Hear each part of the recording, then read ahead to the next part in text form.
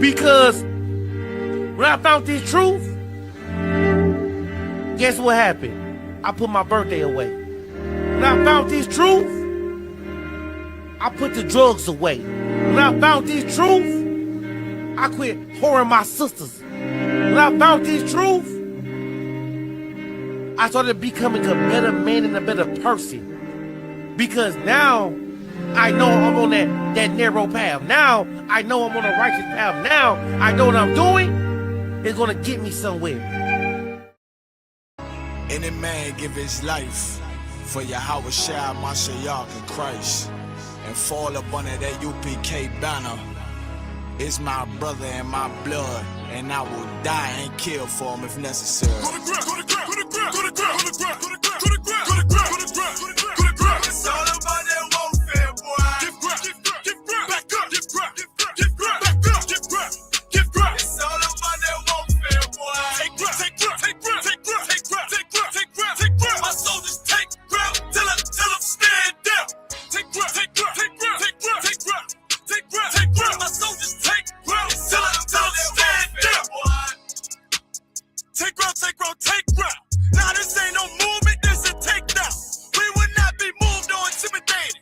We ain't the type. You got a problem? Tell them cross the fucking line. My niggas ain't polite. Soldiers to the left and right. I die for every man body. Before I be a coward, I'd rather be a dead body. This will be my kingdom when the hour plays. You can either get with it or get flipped like an hourglass. We live by honor and no excuse. Just sit to pray up to the Lord. I told him to let all the terrorists loose. Hold your tongue or get rebuked, cause you made a truce. With a race that made merchandise out of my abuse. Scared of who? You got your gun, then pull it. Me and my niggas start to argue. It's about who gon' bite the bullet. It gon' take round, take round, take round. Opponents better move slow. Attack dog for this truth. Nigga, cool zone. Go to ground, go to ground, go to ground, go to ground, go to ground, go to ground, go to ground, go to ground, go to ground, go to ground, go to ground. It's all about that warfare, boy. Give ground, give ground, back up, give ground, give ground, back up, give ground, give ground. It's all about that warfare, boy. Take ground, take ground, take ground, take ground, take ground, take ground, take ground, take ground. My soldiers take ground till I'm stand down. Take ground, take ground, take ground, take ground, take ground, take ground, take ground. My soldiers take ground till I'm stand down. Oh, thought you could cross us with no consequence, but you will pay dearly. You should've used your common sense. My zeal lit, that means you could never prevail. Hey, with a true sit, hey, with warriors dwell. Be wise with the weapons, cause I promise. My nine just like my wife, she concealed, she modest. I know 2 things, a robber will not prosper. And any man harm me and my aunt gon' meet the doc. Cause this life is warfare, it's not an easy walk. Been watching my people die so you can miss me with that love talk. My UPK soldiers, any man try to cross your path, make him regret it. What that means? Fall on his age. Comparing me to you really ain't no contest. Lonely one west. Say what? Lonely one west. This for those who thinking we ain't ready for. Tell them back up. I'm about to drop something heavy for. Go to ground, go to ground, go to ground, go to ground, go to ground, go to ground, go to ground, go to ground, go to ground, go to ground, go to ground. It's all about that warfare, boy. Give ground, give ground, back up, give ground, give ground, back up, give ground, give ground. It's all about that warfare, boy. Take ground, take ground, take ground, take ground, take ground, take ground, take ground, take ground. My soldiers take ground till I'm stand down. Take ground, take ground, take ground, take ground, take ground, take ground, take ground. My soldiers take ground till I'm stand down.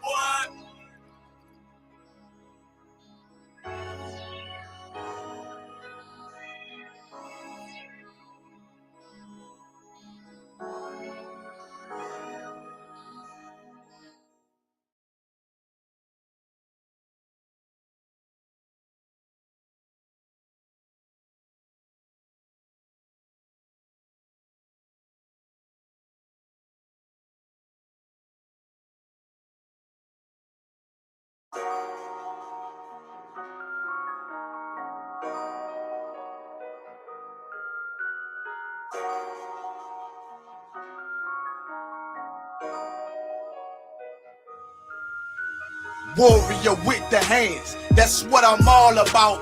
Hunger in my eyes,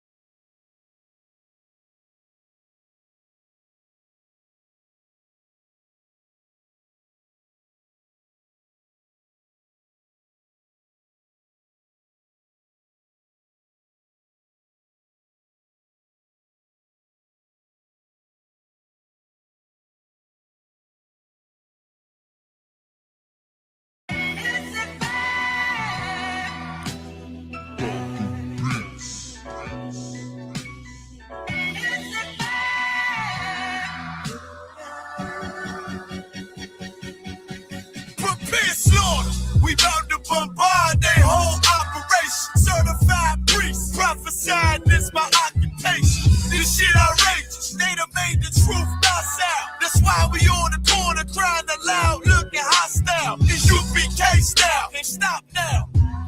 This warfare couldn't last one round. Let the oppressed rise, and let the rich mourn till the sundown. Enough with this shit, about to make it hot, call it compound.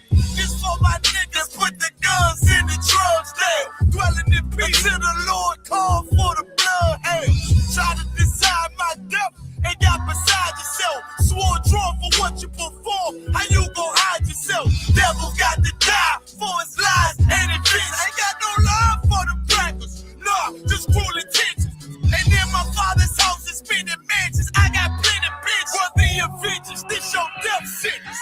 I'm talking this slaughter, yeah, slaughter, yeah, slaughter, yeah, slaughter, yeah, slaughter, yeah, slaughter, slaughter. That they do not rise and feel the world with lies and die for your skin. You gon' die for your crime. That's why I'm talking to you. So warn for your life. Your life. Try to destroy my people. You gotta pay the price, nigga. You gotta hear, let them hear. Till the devil's done the end is still. Slaughter, yeah, slaughter, yeah. Now they shook from vicious words out this handed book. About to take these rappers back to school. My flow said the hook. They crossed the line, ain't no coming back. You became no cowards. The only thing sweet is the honey check. Righteous is the Lord. Give me rest from my sorrow. And hand down death for them devils. There's no tomorrow. Why? Cause they violence leave a man a stiff corpse. You see a flag in the bench, I see horns in a pitchfork. Go ahead. So please believe it. The white man is a demon. And I ain't gon' vote for them to free me. No. They beat us till we the color purple. That's why this knife till they broke like ceiling. You got this nigga on his knees. They wanna have peace. We screaming, let this bitch burn at 1,000 degrees. I'm laying in the bosom of revenge. I told her I'd do anything she pleased as I squeeze on the double D's. Fuck you, man. I'm talking to you. Slaughter, yeah, slaughter, yeah, slaughter, yeah, slaughter, yeah, slaughter, yeah, slaughter, yeah, slaughter. That they do not rise and feel the world with lies and die for your skin. You gon' die for your crime. That's why I'm talking to you. So warn for your life. Your life. Try to destroy my people. You gotta pay the price, nigga. You gotta hear, let them hear. Till the devil's done the end is still. Slaughter, yeah, slaughter, yeah. The police just shot him for no apparent reason. No reason at all. They asked for license and registration. That's the police officer over there that did it. With the black on.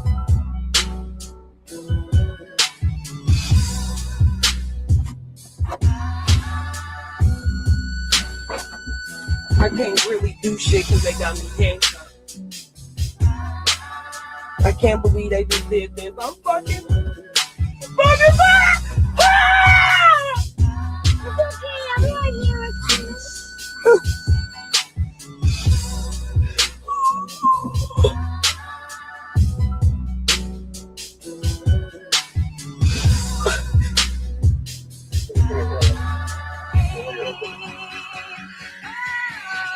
Slaughter, yeah, slaughter, yeah, slaughter, yeah, slaughter, yeah, slaughter, yeah, slaughter, yeah, slaughter. That they do not rise and feel the world with lies and die for your skin. You gon' die for your crime. That's why I'm talking to you. So warn for your life. Your life. Try to destroy my people. You gotta pay the price, nigga. You gotta hear, let them hear. Till the devil's done the end is still. Slaughter, yeah, slaughter, yeah.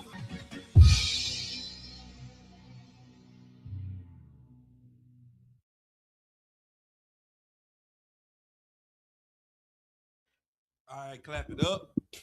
This is Israelite School and University of Practical Knowledge.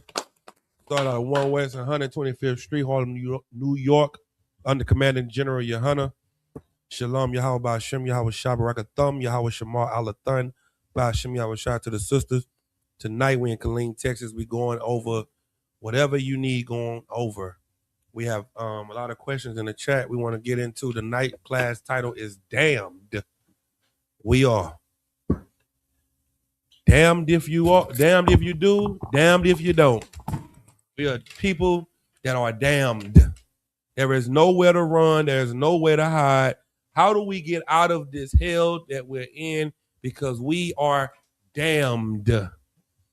We are a people that on the left and the right, no matter what side we go to, no matter what way we turn, there is no way for us to get out of this hell except one way. There is one way out of hell. And the only way to make it to heaven is through hell. You got to make it all the way through hell. You're in it and you got to make it to heaven. And there is a place of justice on this earth that the Lord has given blacks, Hispanics, and Native Indians. And it's the place you've been looking for since you've been reincarnated into the earth. It is one place of justice. All over the earth, you're trying to find justice. You're trying to find somebody to do you right. There's one place where you get done right. We're going to talk about that today. If anybody got any questions, we want to go into the questions. How many questions in the room? You can raise your hand. We can get into your questions as well. Caucus, I'll go ahead. Salaki, sir. I just had a couple quick questions in 1 Samuel. The first one is in 1 Samuel 3:1.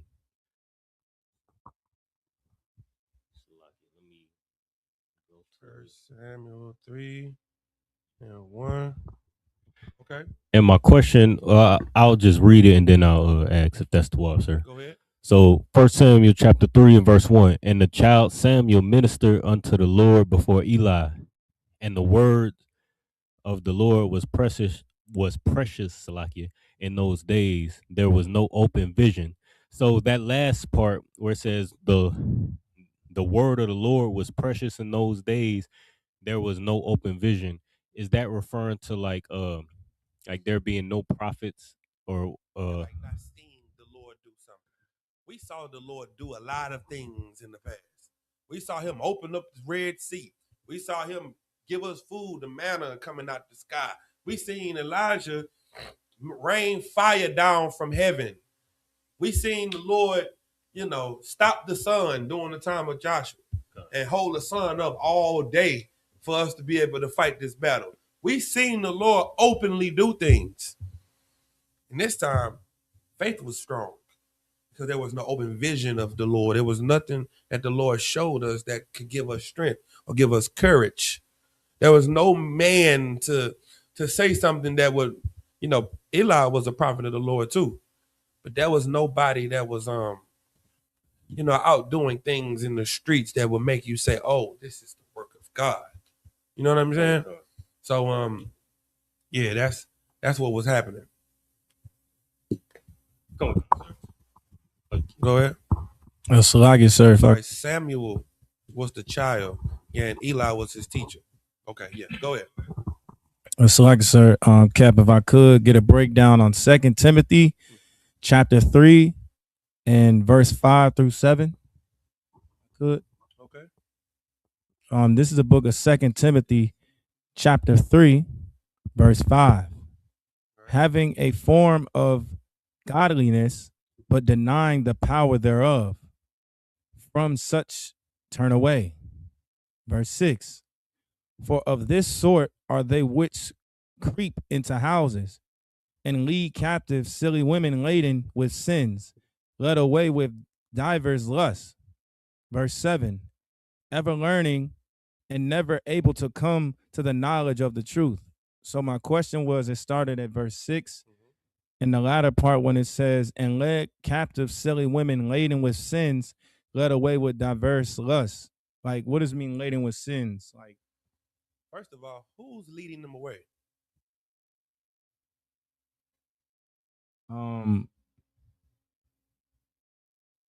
I would say men, maybe. What kind of men? Wicked men. Wicked. What kind of wicked men? Like the men of the earth, like the other nations. Just men, huh? The white man. See, this is the problem with our community right now. This is why we're so destroyed as a nation. Read verse 1.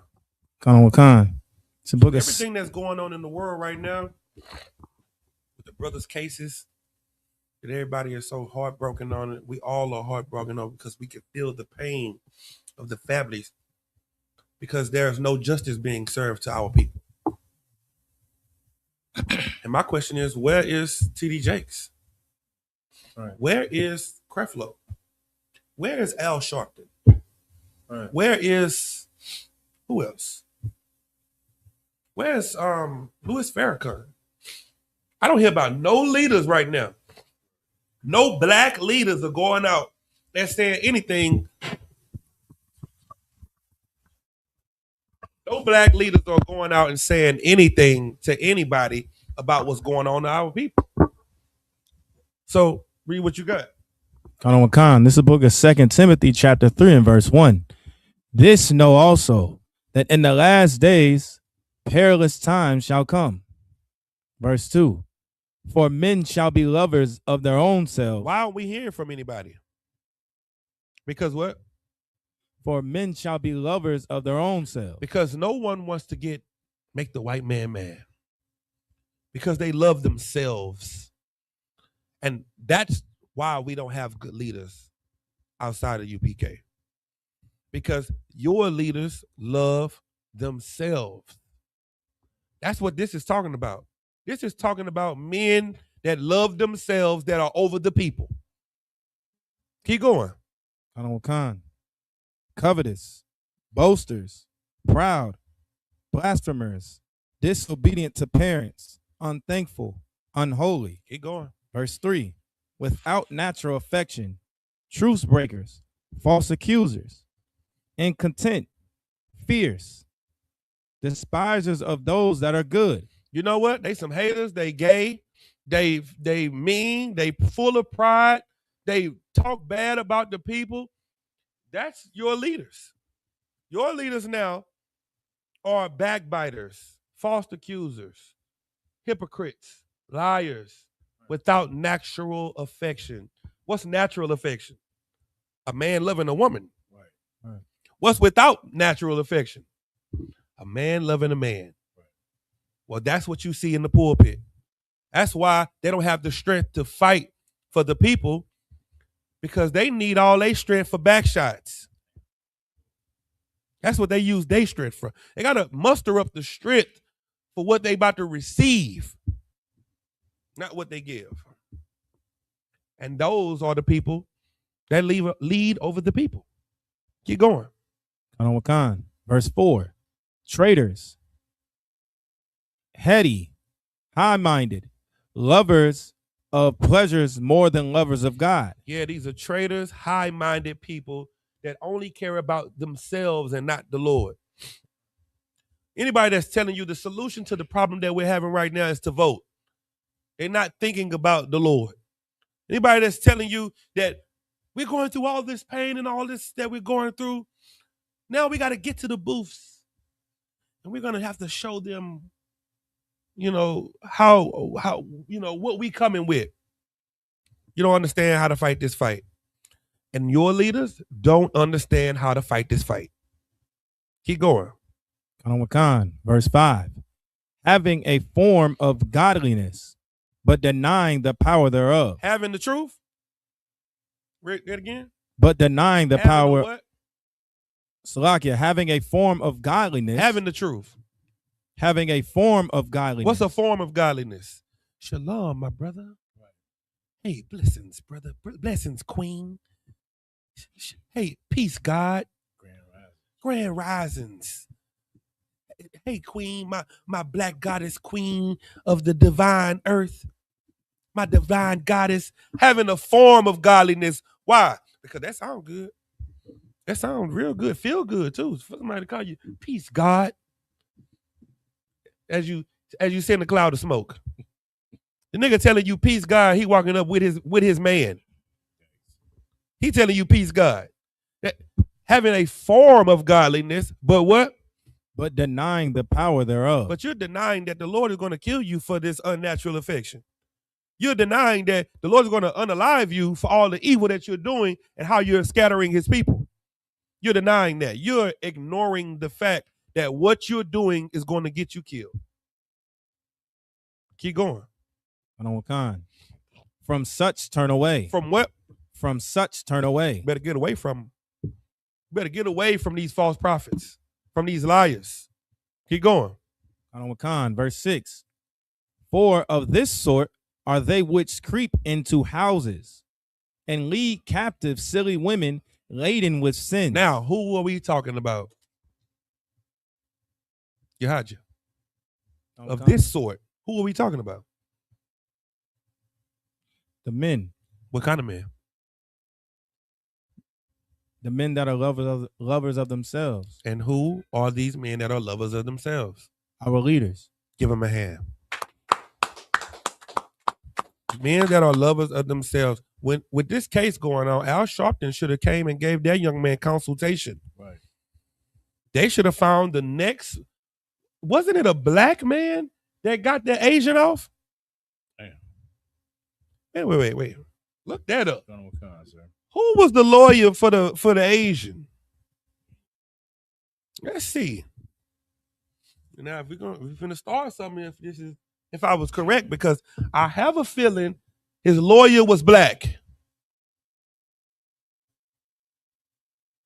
Please be wrong.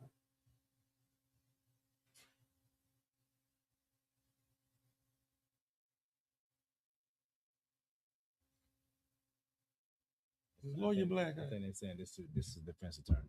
Please tell me I'm wrong. I don't see the picture. I think what's that right there? What's that? That ain't the same thing. Right. Yeah, I think this is lawyer. Click on that. Right here? Or this one? Is that it right there?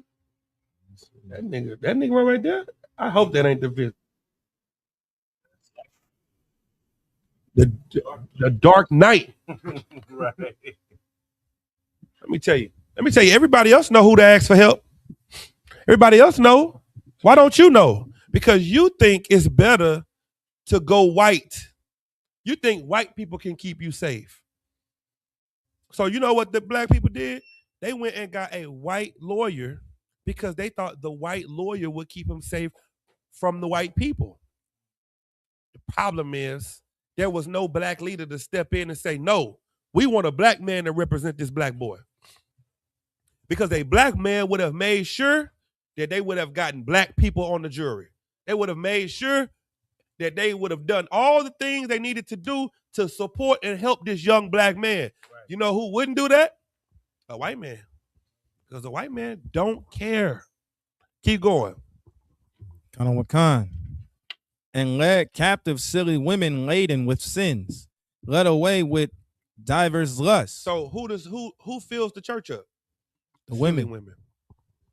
They fill the church up because the leaders got carpet in that church with the nice, drapes, and it smell good. And they got the organ and the drums and the singing and the preacher. And they, boy, you better get on, boy. But the fans, they probably in the church clacking fans now. You can't tell me they're not in the church doing that. You can't tell me they ain't doing that. You know why? Because they are advertising to silly women. Right. The church is full of women that don't want any guidance, that don't want leadership, that don't want to be taught anything, but they do dance, they do sing, they do dance. What kind of dance they do? When they're in the club, they throwing that ass in the church in the circle. Right. But when they in the church, what's the name of the dance? Praise dance. Now, this is praise dancing. And then what you're doing in the club is what? That's twerking? Right. It's the same thing. You're doing the same praise. You're giving the praise to the same God. It ain't no different. Well, the only reason you think it's a difference is because the leaders make you feel like what they're giving you is what you need when it's not. Keep going. Verse 7. Ever learning and never able to come to the knowledge of the Read truth. that again. Verse 7, ever learning and never able to come to the knowledge of the truth. How long your granny been in church? 70 years? You show a Okay. picture of Black Jesus, what's the question gonna be? Is she gonna say, who is that? Give him a hand. What she gonna say? She gonna say, who is that? Who is that nigga right there on this picture with them funny looking clothes on? You show her a picture of white Jesus, what's she gonna say? My Lord and Savior. Hallelujah. Ever learning, not able to come into the what of the truth? The knowledge of the truth. She's never going to be able to get the understanding that Christ is Black just like her. She's never going to be able to, because the church played on her emotions for all these years. And now when the truth comes out about who Christ is, she can't receive it. She's been bamboozled. The brainwashing is too deep. It's too strong on her mind. That's what this is about. This is about wicked leaders that take advantage of the poor, the sick, the downtrodden, the broken, the hurt, the widow, the woman, the male, the child, everybody.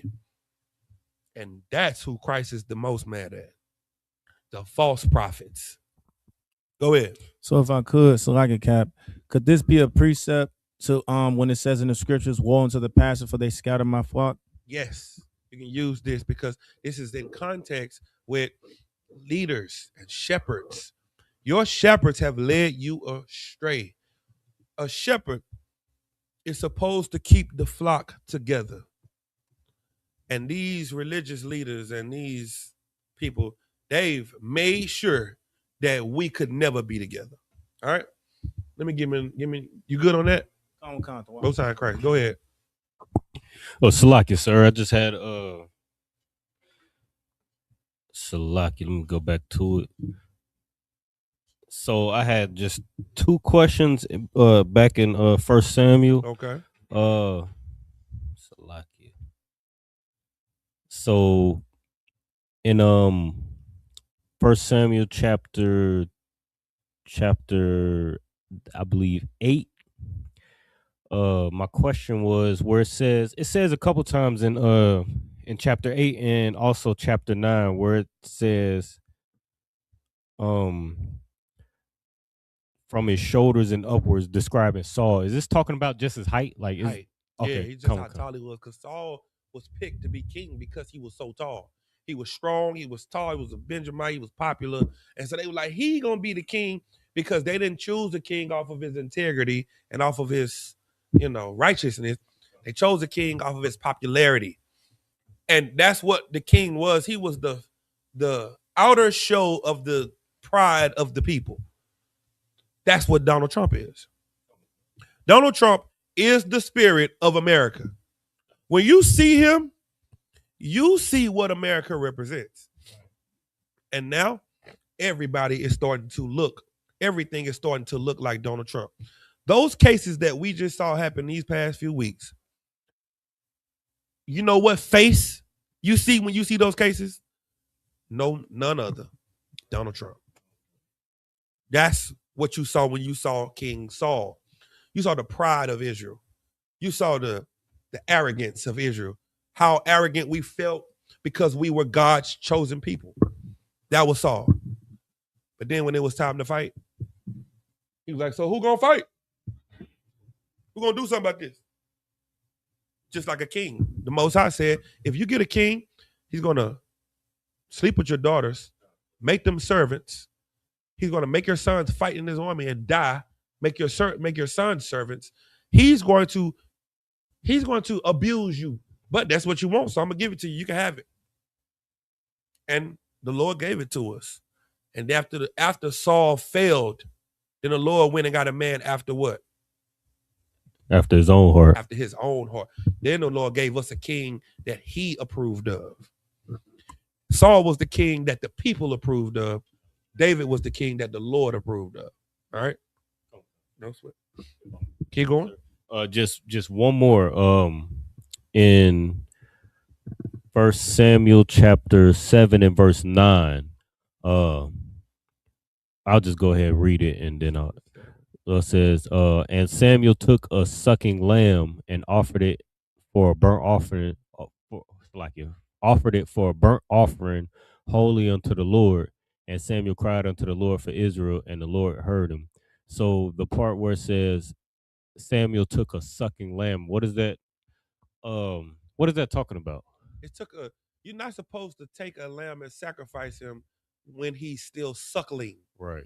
When he's still on his mother's breast. Concept. You supposed to wait till he's weaned from the breast, Right. and then you can sacrifice him. But he took a lamb that was still on the breast, suckling his mother, a baby lamb. Concept. And he sacrificed that lamb. That's what he did. So why did he do that if that was? We got to read we would have to read why he did it. It's not on the. I can't remember exactly what was going on at this time in chapter 7. So what you would just need to do is just read through it, and it's going to tell you why he did it. It was probably because he felt it was needed because of what Israel was going through, or the enemies of Israel at that time. I'm pretty sure we was fighting probably against the Philistines or the Moabites or something like that, and we needed the Lord, and he was just in a rush to get the Lord on our side. And so he just went and grabbed he didn't care what kind of lamb it was. He grabbed a suckling lamb and was like, Lord, here, Lord, please. You know what I mean? It was more out of desperation. You know what I mean? That's it. No sweat. Any questions online? Come on. Got a few questions. Colonel Wakan, sir. Brother said, Salakia, can I get a breakdown of Ecclesiasticus chapter 7 and verse 26?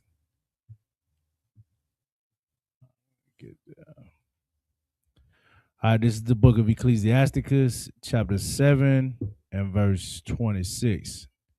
I'm assuming he just wants to. The question is, part of the question is, what does it mean to have a wife after thy mind? Okay. This is the book of Ecclesiasticus, chapter 7 and verse 26. Hast thou a wife after thy mind? Forsake her not, but give not thyself over to a light woman. Okay. A wife after your mind is a wife that cares about the things you care about, that are passionate about the things that's passionate. Like, imagine if you're a basketball player, right? But your wife hates basketball, right? So this thing that you're passionate about, you love, it gives you joy. She can't stand it. So what's going to happen in that relationship? Conflict. He's going to say, I'm going with the boys, going to the court. She's going to be like, oh, you gay. You always with them niggas playing basketball. What kind of nigga want to go play basketball all the time? The nigga that went to college on the basketball scholarship is trying to get in the league. No. See, she's not after your own mind. Now, let's say you get a wife and play basketball with you. She's on the girls' team and you on the boys' team. She understands that y'all got 3-a-day practices. You got 6 o'clock practice, then you go on a lunch break. Then you got 12 o'clock practice, then you come back after 3. Go on a break, then you come back at 6. And then you go from 6 to whatever, then you go home. She understands 3-a-days. She know you got to go study the playbook. She know you got to run. She know y'all got to go ice up. She know all of that because she's a woman after your own mind. She's gone through what you've gone through. So now it's not foreign to her. She can relate. She respects it. She's down with you. She's giving you help. Here, baby, you need this knee brace. You know what I'm saying? Because we doing all this running and stuff, and this is gonna wear on your knees. Here, put this what's them tight shirts and stuff on? Compression. Put the compression shirt on and the compression pants and over your knees, because you need this for your joints, babe. Damn, baby, I appreciate it, because I'm just out here. I'm just a hooper. But she thinking about the other things you need to be a solid, safe, healthy hooper. That's a woman after your own mind. But then a light woman, what's a light woman? That's a woman that's just, oh, well, I'm finna go turn up. I'm finna go out. You doing all this. I don't care about none of that. See, what that is let's look at what a light woman is. Light woman definition. Type that in. Let's see.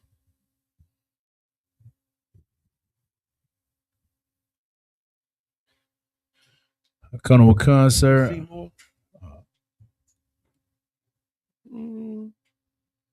That's cool. Let me see. Take this one.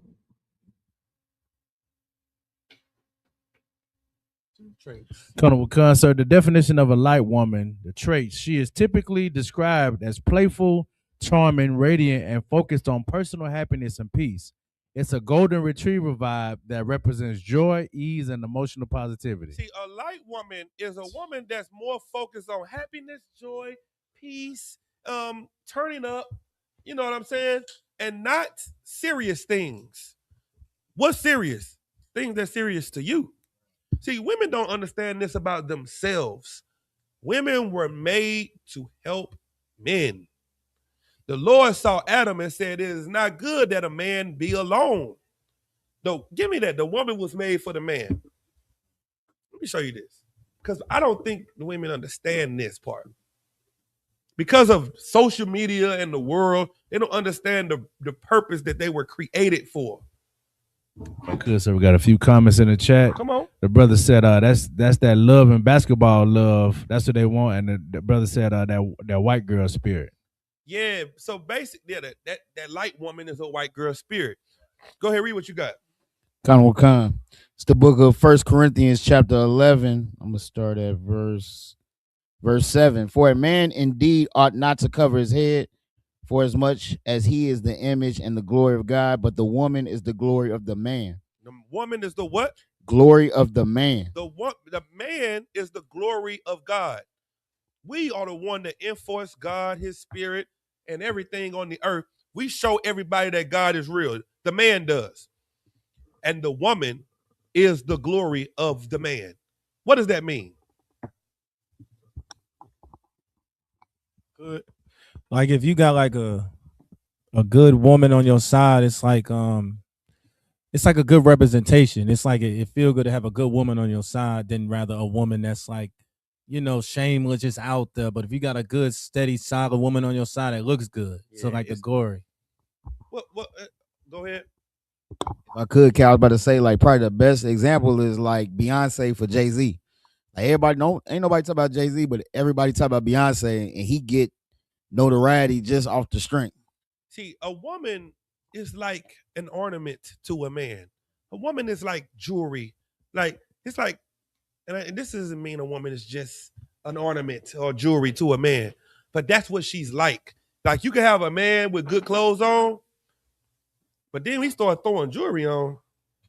It's like, damn, this nigga, this a whole nother nigga. Well, that's what a woman is to a man. While he by himself, she's like, oh, that's a good man. When you see him with that woman, it's like, damn, he got that type of woman. Men respect other men based off of their women. We was out the other night. And I'm talking to this brother after the club, and I'm like, yeah, bro, you know, Black Power and unity and coming together and Black and Hispanics, and we gonna rule the earth and all that and that. And Buddy looked at me and said, yeah. But do y'all got y'all bitches in check though? And when he said that, I was like, damn. I was like, yeah, nigga. Hell yeah. He like, show me. I pull out my phone. I show him my reel. I was like, all right, so what I need to do? I was like, damn, that's all it took. Right. And niggas like, he wasn't finna follow or respect a man that's talking all this woman, multiple wives, you know, you lead the world, revolution, and you ain't got no good woman on your side. Because a woman is an ornament. A woman is made for the man because the woman is the glory to the man. Well, guess what kind of woman that ain't gloriful? Guess what type of woman that don't make you look good? Guess what type of woman isn't ashamed? A light woman. And you don't want to have no light woman walking on the side of you and you a man of prestige. What if Martin Luther King was walking with, what's her name? Coretta Scott, and she was a hoe? then nobody would have respect Martin Luther King. You out here doing a 1,000,000-man march. You need to be at home before 1,000,000 men be marching in your house. Go ahead. I could carry like that's the main thing. Like brothers in the world have used to discredit you. It's like, oh, we all done ran through your gas. That's how a brother in the world discredits you. Oh, bro, come on, bro. You a simp. You a simp, bro. You weak. You weak because of her.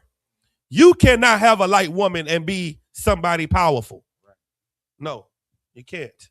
So what is this telling you? Don't give yourself over to a light woman because it's going to destroy your reputation. And it's going to destroy what you're trying to build. Is that it? It's a little bit more on. Come on. I'm still on. Yeah. Corinthians. Keep reading that. Come. For the man is not of the woman, but the woman of the man. Read that again. For the man is not of the woman, but the woman of the man. It kills that whole black woman is God stuff. The woman comes, everybody comes from the woman. The man, the woman is, read that again. For this, Salakia, neither was the man created for the woman, but the woman for the man. The woman was created for the man. The man was not created for the woman. The woman's job is to be there and help and assist and strengthen and be there by the man's side. Those two working together makes something glorious. That's what it is. So you're going to destroy the thing you're trying to grow if you give yourself over to a light woman. All right? Hopefully that answers the question. Hey, can you go check on just look out the window? Go ahead. Next. So like I said, if I could, there's a few comments in the chat. The sister said, she said, my husband cheated on me while he was playing basketball with the boys while I was at work. Does he get bad karma? I played basketball with him for years. Men can't handle good women nowadays. Work and come home with no friends. Men like the easy women. Yeah. That was all one message? That was two messages? That's the same person? Salakia. How was he cheating on you at the basketball court? Was he cheating with one of the guys? I'm confused by how he was cheating on you at the basketball court. Did he sleep with the woman at the free throw line? All right, explain to me the cheating. I'm confused. You gotta give me a little bit more. That was too deep for me. We'll need a little breakdown on that. And what else did she say? What was the second part? Oh, the second part was she said men can't handle good women nowadays. Work and come home with no friends. Men like the easy women. The easy women. See, that's where you lost me at. What do you mean about easy? Is the easy woman the woman that don't argue? Or is the easy woman the woman? Because she said work and come home with no friends. Okay, that's not a problem. You working and coming home and having no friends is not the issue. What do you mean easy though?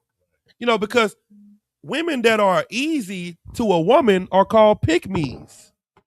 A woman that don't argue, a woman that's by her man is what women call easy women. So the women that are good women are hardworking, they take care of this and they got strong opinions and strong mouths and a strong left hook. That's a hard woman. But you don't want them to have the easy woman. I got to get a little breakdown, sis, to help me understand. Go ahead, sis. Salakia, sir, if I may. When I was growing up, I was always told the easy girls or women were the ones who were dealing with all the men, like laying down with them. So you mean easy as in getting promiscuous? Concept. A woman that's not promiscuous don't get good men, but the easy women get good men. Okay, so this is my question. Are the easy women getting good men? Not in my opinion, sir. Oh, sis, you might need to check what type of man you got, because maybe you don't have a good man because he's going after the easy women. See, in the Isupk, we believe that a man can have more than one wife, right? And with that knowledge, it makes a man keeps his pants binded at the crotch. You know why? Because we understand how serious it is to have sex. So, let me give you an example. How long you been in the truth? 5 years. So what's that? 365 days times 5? Give me that. Somebody look that up. 1,600? 17, 16, 1,700. Do you have at least 25 wives? What about 10? 5? Okay. What about 3? Oh, damn.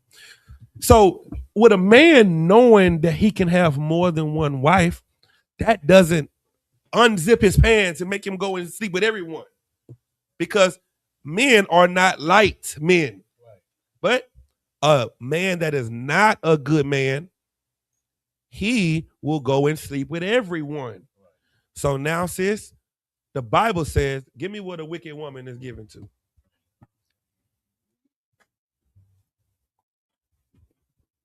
Let me help you out. Colonel Concert, this is the book of Ecclesiasticus, chapter 26 and verse 23.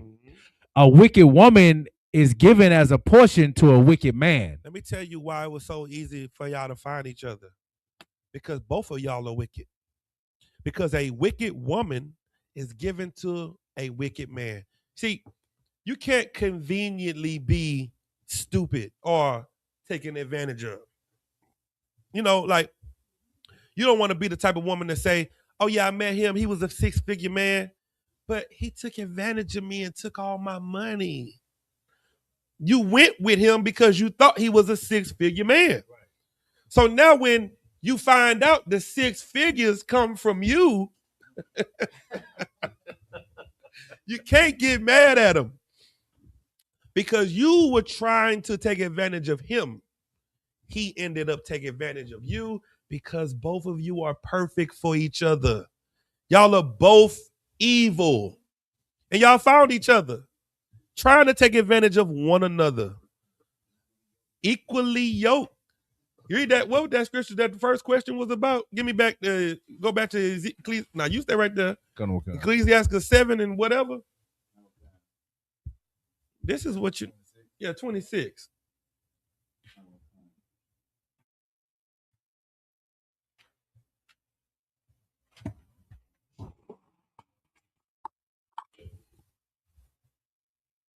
It's the book of Ecclesiasticus, chapter 7, verse 26. Mm-hmm.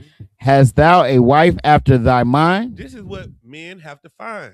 Not easy women, a wife after your mind. A good woman. You know what I'm saying? You want to meet a woman, you want to tell her, hey, what's going on? Shalom. Shalom, what you Muslim? Nah, I'm an Israelite. Oh, damn. What y'all believe in? Y'all don't eat pork and stuff? Nah, we don't eat pork, shrimp, crab, lobster, none of that. Okay, you won't celebrate Christmas. I'm good. I'm good. Good. Shalom. Because this is what a lot of Negroes do. Yeah, what's up? My name Demetrius. You know what I'm saying? Yeah. Yeah. And then after you sleep with her, shalom, sis. My name is precinct officer. Yeah, I just want to let you know we married. What? No, nigga. No, we not. Right. I don't. Oh, well, you just a wicked, evil woman then, and you a whore, you a dragon, and you an evil, wicked dragon, and you don't want to be with a righteous man of the Lord. Nigga, shut up. Nigga, she met Demetrius, and you tried to go and sleep with her in the car, and now you mad at her because she want to sleep in the car, nigga. She don't want precinct officer. She don't want precinct officer, of 500, of 22. And now you just a man of the Lord. No, she like the evil man because that's who she met. All right, then. Give them an opportunity from the beginning on what to choose and who to choose. Let them know what they're dealing with from the jump. Don't wait to talk to her for 6 months and then finally tell her you're in the truth. You trapping her, you bamboozling her. Tell her up front what she's getting into so she can either continue or depart. That's what you better do. Or the only reason y'all find each other is because you're both what? Wicked. Wicked. Next. Colonel Wakan, so we got a few more questions in the chat. Mm-hmm. But brother, I don't know if this is a brother or not. It says, oh, go ahead. Sis, go ahead. Slack and sir, if I may, going Mhm. back to that scripture before that woman's question, you're saying giving yourself unto a woman, was it Light, a light woman. woman? So what is the giving yourself unto part? Marrying her, Marrying. being with a light woman, talking to this woman, giving your time to her, sleeping with her, and she's like, you vetted her, and you saw that she was light, and you still married her. Don't do that. Don't waste your time and hours. Cause damn, now we all got to deal with it. Now she our sister. Now we get a phone call at 3 a.m. Hey, Diamond from the Players Club just got her money took. She was picking all her money up off the floor, and you know that's my rib. I need y'all to come down to the Players Club and help me fight because they took down all Diamond's money. Don't sweat out. Here we come. We on the way to come and get you and Sparkle. Got to come get you and Sparkle up out of the strip club because this is your wife. And now, since she's your wife, that makes her what? Our sister. Now she's my sister. And now we got to walk about the club with Sparkle's ass out and her breasts out. And we got to be like, hey, Shalom, since you toward. No, forget that nigga. And he did it. And now we, the priest of God, standing out there with shields of David's on and the fringes all to the floor with boots on. And they like, man, the Israelites came here last night and wiped the floor with some nigga over Sparkle. We had to whoop a nigga over Sparkle. Y'all better leave Sparkle alone. Come on, Sparkle. Come get in the truth, damn it. Damn, come to class. Or you leave Sparkle where she's at. Leave her there. You mean to tell me you looking over all these sisters in the school to go and get Sparkle? You know why you left her and you didn't want the good sisters in the school? Because a wicked man is given to a wicked woman. You don't want a good woman. You like a hoe because when a hoe leaves you, you know who you can blame it on? The hoe. Give me that scripture in the New Testament when Christ said, don't join no hoe. We don't want to join to the hoes. You keep trying to join us to the hoe. Paul was like, please don't bring the hoes in here. Now she's a daughter of Commander General your Honor because you the son of Commander General your Honor. God damn, come on. Gotta do better. What you got? Colonel Wakan, sir, this is the book of 1 Corinthians chapter 6 and verse 16. What? Know ye not that he which is joined to an harlot is one body? For two, saith he, shall be one flesh. So now the Bible says two says you're going to be one. When you sleep with her, now you become one with her. Keep going. Colonel Wakan, sir, verse 17. But he that is joined unto the Lord is one spirit. Keep going. Verse 18. Flee fornication. Every sin that a man doeth is without the body, but he that committeth fornication sinneth against his own body. You sinning against the body. You sinning against yourself and the school. You didn't slept with Sparkle, and now Sparkle is a sister of us. And we got to go and fight in Players Club for Sparkle. Listen now. Don't do that to us, please. Don't do that to our wives. Now we got to go into the strip club to fight for some hoe that ain't trying to be in the truth, that don't want to serve the Lord. She's just your woman. You like what she do for you, and we got to go risk our lives for her. Please, and for the sake of the brotherhood and the sisters that love you, please don't go and marry a light woman. You got some more? So I'm going to skip up verse 15. Know ye not that your bodies are the members of Christ? Shall I then take the members of Christ and make them the members of an harlot? So now what you going to do? You're going to go and take the body of Christ, which is you, and go and connect it to Sparkle, the harlot. And then come back and be like, y'all should struggle. Duh. You know, Sparkle, you know where she getting that extra money from, huh? Hope you don't think it's from picking up, mopping, sweeping the floor. Sparkle is getting extra money from favors in the VIP. That watch you got, that's the VIP watch. That chain, that came from the VIP. Sparkle ain't your wife, but you can't let her go. Please. Don't give yourself over to a light woman, because we're going to see how light you are. It's going to affect who you are and how everyone looks at you, because now we're going to see that a wicked woman is given to a wicked man. Next. Colonel Khan, sir. Somebody asked in the chat, it said, do people in other Israelite groups believe that all Israel has the truth, or do they believe that no one has the truth? That's an excellent question. Anybody know that? Do people in other Israelite groups believe that they have the truth, or do they believe that nobody has the truth? Anybody? Let me see. What you got? Nigel? If I could be wrong, but I believe they'll say somebody originated it, but they'll believe that they have pieces of it, or other groups have pieces of it. So my question is, do they have the truth, or does nobody have the truth? Well, I wouldn't say they have the truth. What would they say? They have the truth. So you said they would say that they have the truth. Like other Israelite groups? Yeah. So does IUIC think they have the truth? I've heard them say it, and other groups. Okay. Anybody else?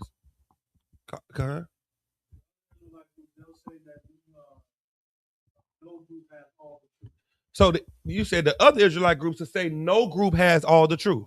Is that what you're saying? That's exactly what they teach. Right. Give me 1 Corinthians chapter 13. Let me show you what they teach. This is they breakdown right here. 1 Corinthians 13. You know what I'm looking for? The prophesying part.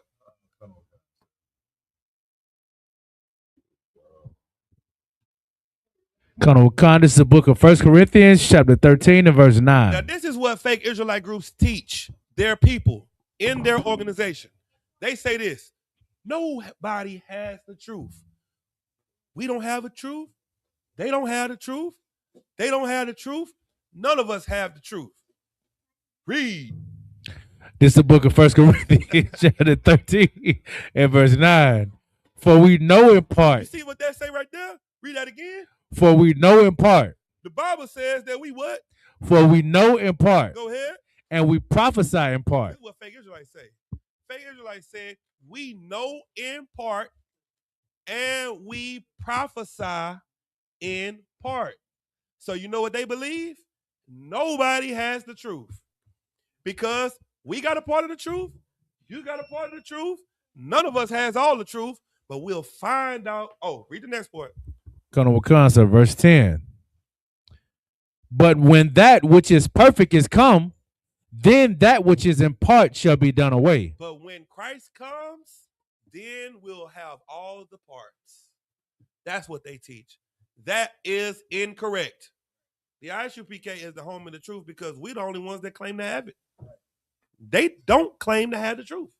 They have a part of the truth, according to what they say. Now, what does that mean? Let me give you an example of what it means. Okay, go ahead. Sluggy, if I could, Cap, it basically means we know what's gonna happen, but we can't say the time that it will happen. Give him a hand. That's what the truth teaches. This is what we know in part looks like. There's going to be a famine in the earth, and there's going to be a plague in the earth. That's what we know in part. We prophesy in part. We know that it's coming, but then when that which is perfect is come, then that which is in part shall be done away. When it happens, then we'll be able to say, see, we told you it was going to happen. We didn't know when COVID was going to happen, but we knew COVID was going to happen. So now we know in part and we prophesy in part. We prophesied the part that we know is going to happen. It's coming. When? I don't know. We know in part. Christ is coming. When? I don't know. But when he comes, we're going to say, see, we told you he was coming. Now, it's the mystery of it is done away. Fake Israelites can't say that they have the truth because they prophesy in part. And they think that means that I only have a section of the truth. Good, so I think you got one in the chat. He says, if you never left your, I'm assuming, if you never left your whatever, you can't even fix your mouth to say you have the whole picture because even when you get there and see, there's more questions you're gonna want to ask. I don't know what Buddy talking about. He was too deep for me. He went so deep that I couldn't even understand where he was trying to go. But come on now, put the blunt down and rewrite it. Write that in sobriety. All right. Give me the next question. Colonel Khan, sir. If you never left the what he said? Colonel Khan, sir. He said if you never left your whatever, you can't even fix your mouth to say you have the whole picture because even when you get there and there's more questions you'll ask. Yeah, Buddy gonna be all right. You in the right place, buddy. What's his name? Salakia. His name Salakia? No. Yeah, we're gonna call him. We're gonna call him Salakia. Brother Salakia, you in the right place. Right. Keep on coming. We forgive you. Colonel Khan. Young man Salakia. Keep going. Give me what you got. Colonel Khan, sir. Got a question. Brother in the chat says, Salakia, sir, if I could, may I get a breakdown of Ezra 7 and 13, Baba Kashah? It references free will, but I know we don't have free will from my understanding. Second Ezra? Oh, Ezra. Okay. Ezra 7 and 13. Okay. Colonel Khan, sir, this is the book of Ezra, chapter 7 and verse 13.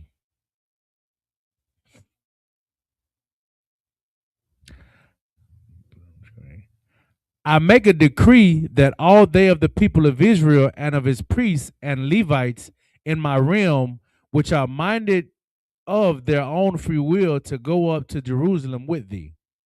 Okay, this is not talking about the free will like we were taught about in church. This is just saying with their own freedom. Just think about it like this. Why are you in class? What did you use?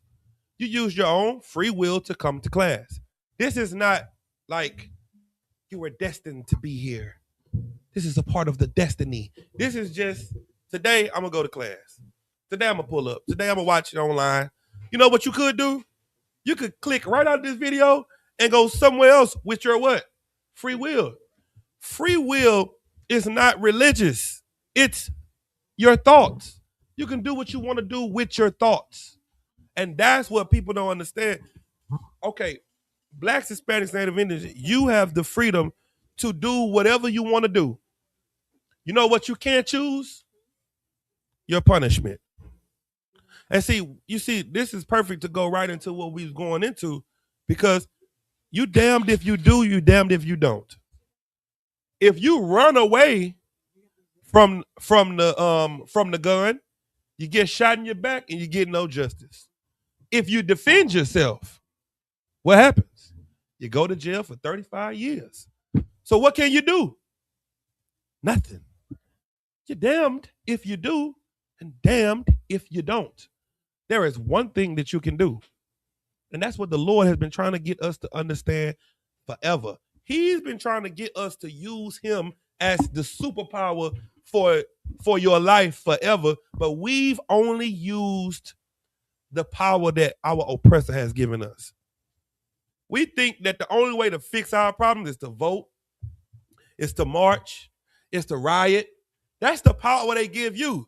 And you still get vilified for it. You still get nothing, nothing ever happens for you doing these things. Right. So, what is the most important to do? What does the scripture say to do? Fear God and keep his commandments. This is the whole duty of man. That's what life is about. Obeying the Most High. This free will, this is just saying they did what they wanted to do when they went up to Jerusalem. That's all it's saying. This is not, religious. All right? Any more questions? Wakan, sir. Brother Salakia, he rewrote it. I don't know if you want to read it. Okay. Colonel Wakan, sir. So he said, if you never left your body, you can't say you have the whole truth because when you have an out-of-body experience, you'll have a lot more questions to ask. I totally understand. Just put the weed down, brother. We want to talk to you in your body. We just want you in the body when you in class. We don't want to talk about your out of body experience. That's when you astro projecting around and flying around. We can't talk about astro projection. Let's just talk about what happens in your body. You know, the white man is the devil in the body, Right. not in the astro projected world. Right. In reality, we're getting unalived, and people are getting off from killing us. What we just saw in the news the other day was a lynching. It was a public lynching in the 21st century. That's what we just saw. These the new lynching. I got a picture. Give me my picture of Buddy with all his partner, with all his counterparts. Show me that. Right there. Pull that picture up.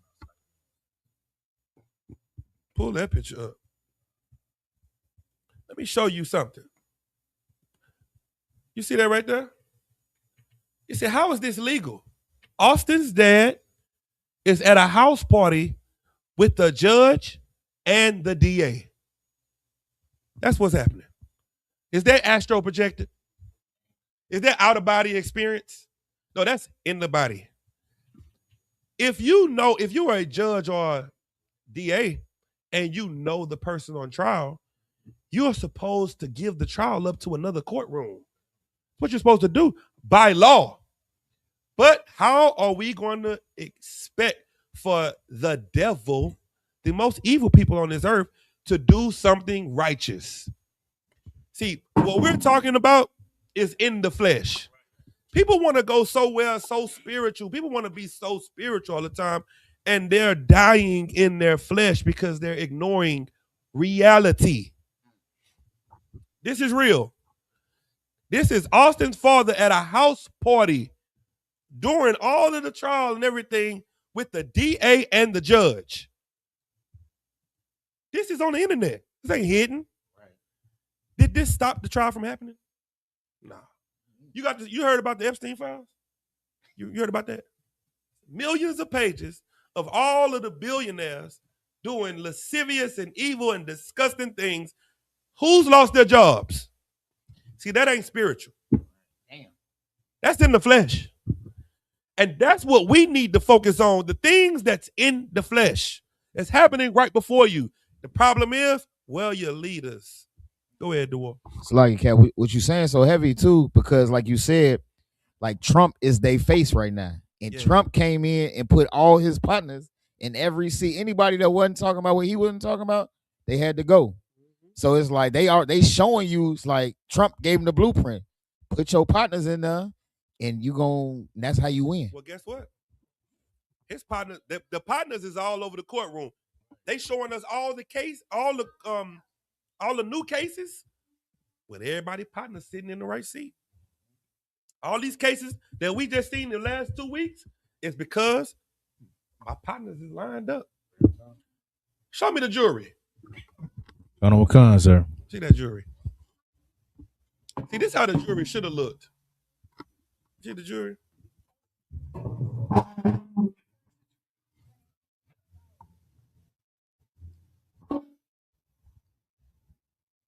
This is how it should have looked. It should have been one of us sitting in the middle just like this. It should have been one of us sitting just like this in the middle of the jury. With a headband on and hair down, looking like this. Do you know why it was none of us in the jury? Let me see if you can grasp why. Because they were looking for someone that was unbiased. And when we all went to the interview, what did we say in the interview? Anybody? So like you said that we was gonna be biased. We was like, listen, I'm gonna just tell the truth. Right. I'm gonna just keep it real.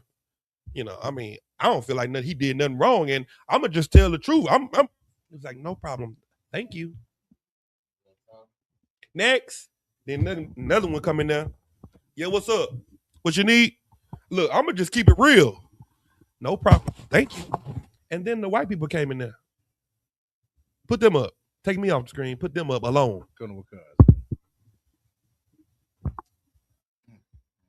They came in there and they said, hey, how you doing? oh no, I'm all about justice and making sure this is fair and right and that justice is served. And that's all I care about. I'm like, Karen, sure, thank you. Bobby, sure. Tanner, good job. Who else we got here? All of the white people went over there and did what to get on the stand? What did they do? They lied. They lied. They lied. You know why you couldn't be? You know why you couldn't get on the stand? Why couldn't you be on the stand? Because what? Let's see. Because we're not gonna lie. Because we're too honest. We're too honest. See, you have this thing in your mind about black people that we're liars and we're thieves and we're murderers and we're gangsters. These are the gangsters. Right. These are the thieves and the liars. These are the people that don't have a problem with saying whatever they have to say to get whatever they have to get done. That's why our little brother is going through what he's going through. Go ahead. Sluggy Cap, if I could, like, it's so heavy too because like I had a jury trial a while back for a little ticket I was fighting, and it's a whole process of when the jurors they put a pool of jurors out there, and both attorneys go back and forth about which jurors they want to remove. Mm-hmm. So if your attorney is the oppressor too, they're both working on the same team to remove everybody that's going to have an unbiased opinion. So you thinking you doing better by having a white attorney, but really he's working with the other white attorney on the same team because they the same family. Sir. See, the reason they didn't want no black people involved is because black people and the young black men on the trial have a connection. Right. So they don't want this connection because they're going to sympathize with the black man. Right. Well, guess what? Everybody involved with this case had the same connection. Right. I got a video on my phone where this little white boy was walking around with a picture of a monkey and stamping it on this black dude's back right before you cross the street. And all the white people behind him was like, and let him walk across the street. And they all smirk and they laugh. And he did this for like 5 minutes of the video.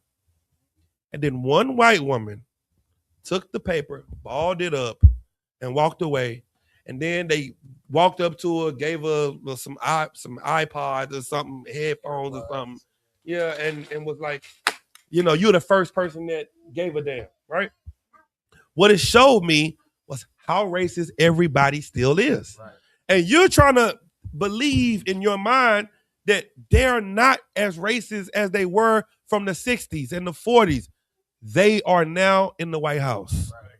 Those people that used to watch those lynchings as little kids looking up at the tree and smiling are now senators. They're now governors, and they raise their children and their family to hate you forever. Right. You know why you can't see that? Because you go to church. And in church, they've convinced you that not all white people are bad. And you think about that one white lady that one that's never showed you any prejudice. And when she goes home, she is the most racist. Right. But she knows how to do her job, just like those jurors. Right. Those jurors knew how to get on that seat. That one white lady knows how to keep you close to her because they are the devil in the flesh, not in the space, not astro projected devil, not under the ground. In the flesh, they are the most evil people on the earth. Give me Matthew. Matthew 23:13. And if I could, Cap, go ahead. Like that's like when they removing them jurors, anybody that they think might have like some little sympathy, that they removing them off they like strike juror 13. And that's the whole process is they're judging who's gonna align with their thought process when they choose the jurors. Exactly. Go ahead. Colonel Wakan, sir. This is the book of Matthew, chapter 23 and verse 11. But he that is greatest among you shall be your servant. This is what you got to understand about a leader. You know who you're looking for to lead you? The people that's willing to serve you. You're not looking for somebody that's going to lead you, that's going to take all your money, that's trying to be in the front in the limelight. You're looking for, what did Christ do to prove that he was their leader? Christ said, if I can't do this, you can't be my disciple. What did Christ do to prove that he was their leader? Sisters?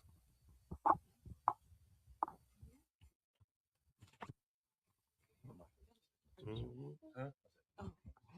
Mike, you on there? Put him up. What's up, Mike? Unmute yourself. Kind of con, sir. Yeah, I was gonna say, Slag, if I could, about the comment that you was just saying about, you understand, these oppressors that sit in the seat of Moses. Like they learn from their leader today. Look what Donald Trump is doing. You understand? He's taking everybody out of office that he can't trust. You understand? Even Charlie Kirk was gonna come out and admit that he was in an alternative lifestyle, but then the Epstein files hit, so it wasn't no running. You understand? Mysteries, but You know, it ain't no running for this truth, son. It's like ain't no running, boy. They ain't gonna get away. They ain't gonna get away from you with the truth. He said he about to expose that he was living an alternative lifestyle. I believe you, Tamakia, because you're a prophet of God, and you absolutely right. Let me tell you what they don't want you to do. They don't want you to tell the truth, and they don't want us to all become servants. You know what Christ did to prove to his disciples? What did he do? How? What did he do exactly?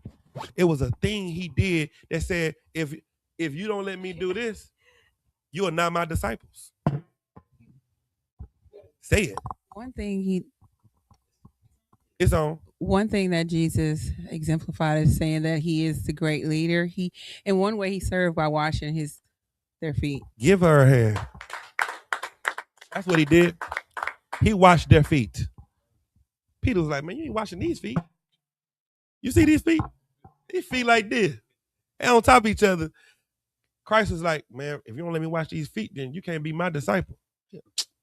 But then if that's the case, then wash my hands and wash because I'm down. Christ's disciples have to be servants. Is your pastor a servant? No, he's not a servant. That pastor at Wife Annual Day, he's sitting up on the throne in front of the church like this, like overlord, right. Like the overlord, like he's he's the most high. Right. You know why? Because he doesn't understand what Christ said. He said, the greatest amongst you shall be what? The great, Salakia, but he that is greatest among you shall be your servant. Keep going. Colonel Wakan, sir, verse 12. And whosoever shall exalt himself shall be abased. And whosoever shall exalt himself shall be put low. He shall be abased. Go ahead. Colonel Wakan. And he shall humble himself, Salakia, and he that shall humble himself shall be exalted. Let me tell you why this is so important, because you have to understand what's going on in the world today. We in the Isupk, we're going out to all the marches, and we're talking to the people to let the people know where to find good shepherds. The flock is scattered. The flock is scattered into Christianity, Egyptology, Islam, spirituality. That's a new one. Everybody, I ain't religious, I'm spiritual. What is spiritual? I smoke weed, I have threesomes. I believe in God. I got a lot of info, I get downloads. I hug trees, I don't wear no shoes in the grass. And, you know, God is with me. Well, our religious leaders have made us all say, you know what? I don't really know what's right no more. So I'm going to just go on my own spiritual journey. Keep going. Colonel Wakan, sir, verse 13.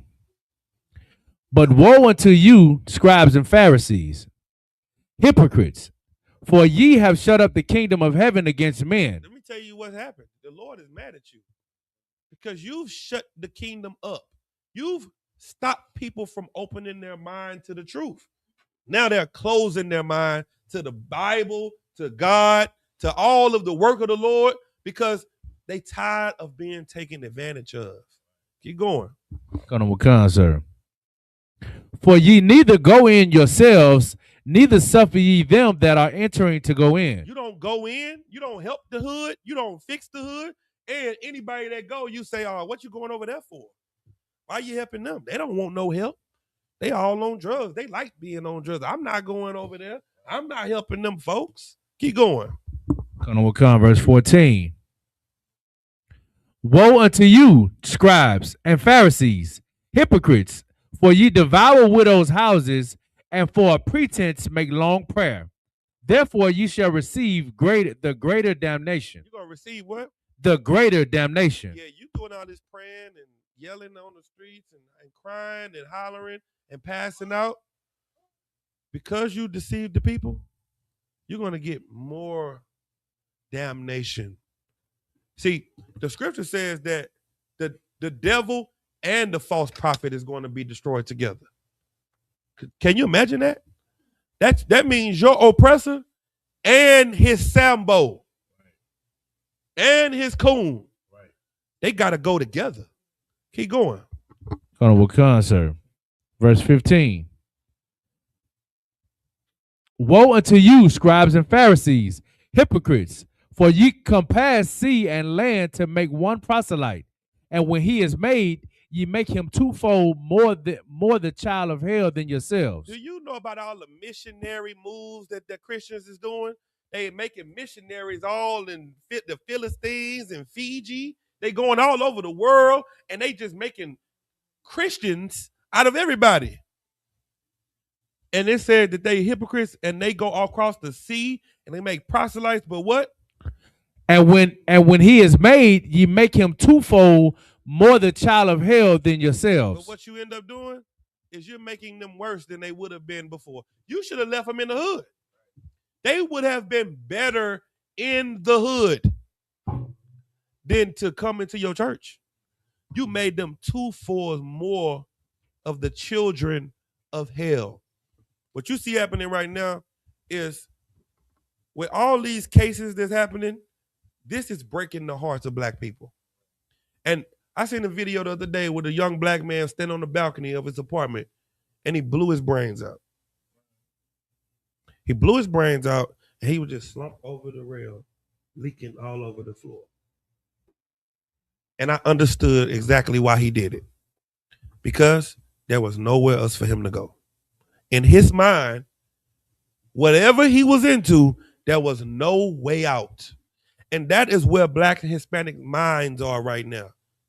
You're running from ICE. You're running from the police. You can't get a loan. You can't get your credit score too bad. You can't get no money. You can't get a job. You got a felony. You got all this going on. It's like everywhere you turn, it is something that is stopping you from being the best that you could be. You got the will and the zeal. You want to do right. But it's just everywhere you turn, something is stopping you. Then you go home and your baby mama is fighting you. You know, she calling the family and she calling the hood. She got you talking about you on social media. She just, everything is everywhere you look. Your family don't love you. Your family and friends say the hell with you. You ain't going to be nothing. Then you say, you know what? I'm going to take matters into my own hand. I'm going to escape. It's because they don't see a way out. Right. It's our job to let them see it. That young man that unalive himself, you know who I blame that on? Who I blame it on? The leaders. No. I don't blame the leaders. Demakia? It's like I don't know if I can say it, but the devil that the Bible speaks of, sir. No, I don't blame it on the devil either. Oh, like Sis, you want to say something? Yes. I believe that it starts in the community. I believe that when you take the family out, then you remove the community. And so many people, once they level up financially, emotionally, etc., they move out of the community and go other places. Mm-hmm. And I feel that as a community, a black community, we let each other down. Yes, that's absolutely true. But you know what? I don't blame the community. It's like Cap us. I blame you. I blame you. You, me. I blame all of us because we're not doing enough for him to know that there is a place of safety. We're not doing enough. All the camp speakers we doing, all the videos we posting, all the stuff that we doing, we not doing enough if brothers don't think that there is a way out. With everything that we do, it's not enough. Because our job is to do what?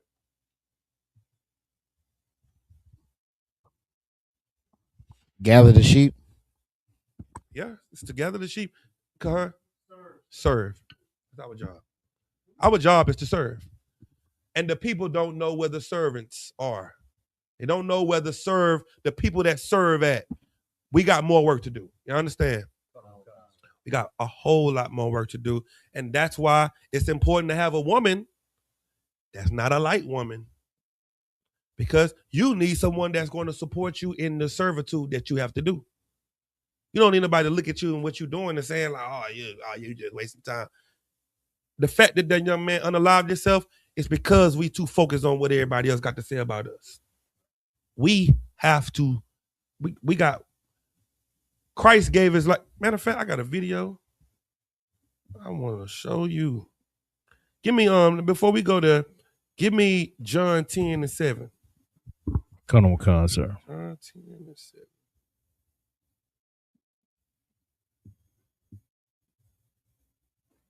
Read that. Come on, sir. This is the book of John, chapter 10 and verse 7. Then said Yahushua unto them again, Verily, verily, I say unto you, I am the door of the sheep. Verse 8. All that ever came before me are thieves and robbers. You hear what Christ said? Christ said, I'm the door to the sheep. All that came before me were what? Were thieves and robbers. Who came before Christ?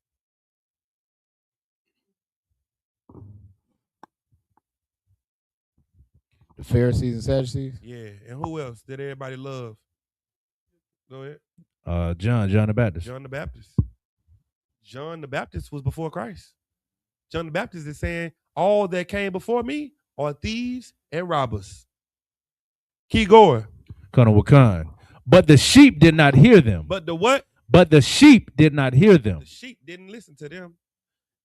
They came, but nobody really understood what they were saying. Keep going. Verse 9. I am the door. By me, if any man enter in, he shall be saved, and shall go in and out and find pasture. I'm the way. And if anybody listens to what I'm saying, then they going to get what they need. That's what we trying to get people to understand. If anybody come up in here and listen, we're going to give them what they need to save their life. But if they don't come, at least the least we can do is present it to them. Put it in their face. Make it to where it's undeniable. Keep going. Verse 10. Man, I can't find this video.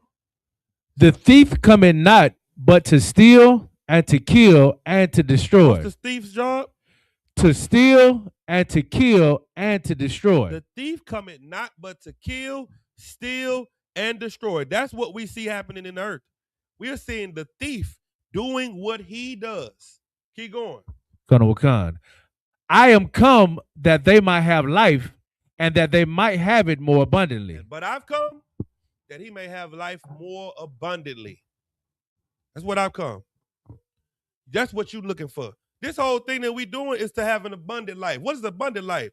The riches and all that you want, you're going to get that after you give Christ what he wants. The video I'm trying to find, it's a man that's in the mafia. And the man in the mafia said this. He said, you can't join the mafia unless you do something that's unforgivable. Something you can't come back from. It's like money, money is nothing. Family friend. You find this video. If you can find it, then I'm going to just stop.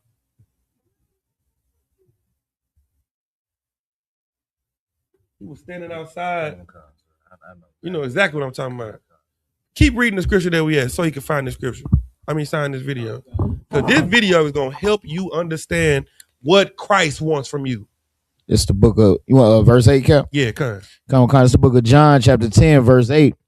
All that ever came before me are thieves and robbers, but the sheep did not hear them. Verse 9.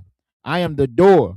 By me, if any man enter in, he shall be saved, and shall go in and out and find pasture. Verse 10. The thief cometh not, but for to steal and to kill and to destroy. I am come that they might have life, and that they might have it more abundantly. Go ahead. Verse 11. I am the good shepherd. I'm the what? I am the good shepherd. That's the problem with our community. We don't got no good shepherds. Oh, I found it. Oh, yes, sir. I am the good shepherd, and what? I am the good shepherd. The good shepherd giveth his life for the sheep. What does the good shepherd do? Giveth his life for the sheep. That's why it's our fault. It's our fault because we have to give more. We don't take. That's what the bad shepherds do. They take from everybody. We give to everybody. Keep going. But he that is a hireling. But he is the what? A hireling. Like that lawyer. A hireling. Go ahead. And not the shepherd, whose own the sheep are not, seeth the wolf coming and leaveth the sheep. That's what they did to their young brother, Carmelo. They saw the wolf coming and they left him. Nobody stood for him. They gave that young brother 35 years for defending his life from bullies. But what they do to Kyle Rittenhouse? Right. Kyle Rittenhouse, y'all remember Kyle Rittenhouse? Kyle Rittenhouse had a assault rifle. This young brother had a knife. And he is walking free. He went and saw the president. He went and met with a lot of different people. He was put on TV shows. And this young black brother is going to jail for 35 years. You know why? Because there was a hireling that was over that young brother's life. And he saw the wolf coming. And he did what? Keep going? But he that is a hireling and not the shepherd, whose own the sheep are not, seeth the wolf coming and leaveth the sheep and fleeth, and the wolf catcheth them and scattereth the sheep. That's what's been happening to us for so long. We've been getting ate up, caught, and destroyed. Let me tell you what your king wants from you. Give me that video. Let me show you something. This is what Christ wants from us. You think coming to serve the Lord is going to be fun and all of that. Let me show you what the Lord wants from you. Go ahead, play this video. A real member, until you did something you could never take back. And I think it's the most uncomfortable lesson about partnership I have ever learned. Inside Cosa Nostra, there was a level called made man. To become one, you had to commit an irreversible act. Something that, I don't know, that could never be undone. Something that tied you to the family forever. And once it was done, there is no exit, no escape, no second thoughts, no going back. You know what the Lord wants from you that you can do, that you can never unreverse, and you can never go back to? You know what he wants you to do? Somebody tell me, what does Christ want you to do that you can't undo? He wants you to give your life for the sheep. He wants you to die. He wants you to be born again. That's something you can't undo.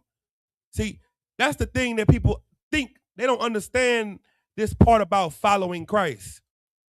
Christ wants you to join the mafia. He wants you to join the disciples. And how did disciples prove to Christ that he was real? That they was real? Peter was hung upside down.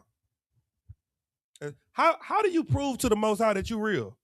How did Abraham prove? He said, Abraham, take your son upstairs on top of the mountain and sacrifice him to me. What did Abraham say? Come with Kinda con. Hey boy, come on, let's go up here. I gotta go handle some business. Okay, daddy. What we doing? We're gonna go get a Lord a sacrifice. That's what we about to do. Oh, okay. Well, where's the lamb? The Lord will provide it. Come on. That's what he said. He took his son that he waited on for 100 years, laid him on the altar, picked up the knife, and the Lord's like, damn, nigga, stop. Okay, good job. I believe you. Now, I can trust you. That's what the Lord wants. How the Lord know he can trust you? Because you said, Lord, I believe in you. As soon as you get mad, you smoke a cigarette. As soon as you get mad, you go back to your old ways. As soon as you get mad, you go right back to what you've always done. Is that somebody you want to trust? Go ahead.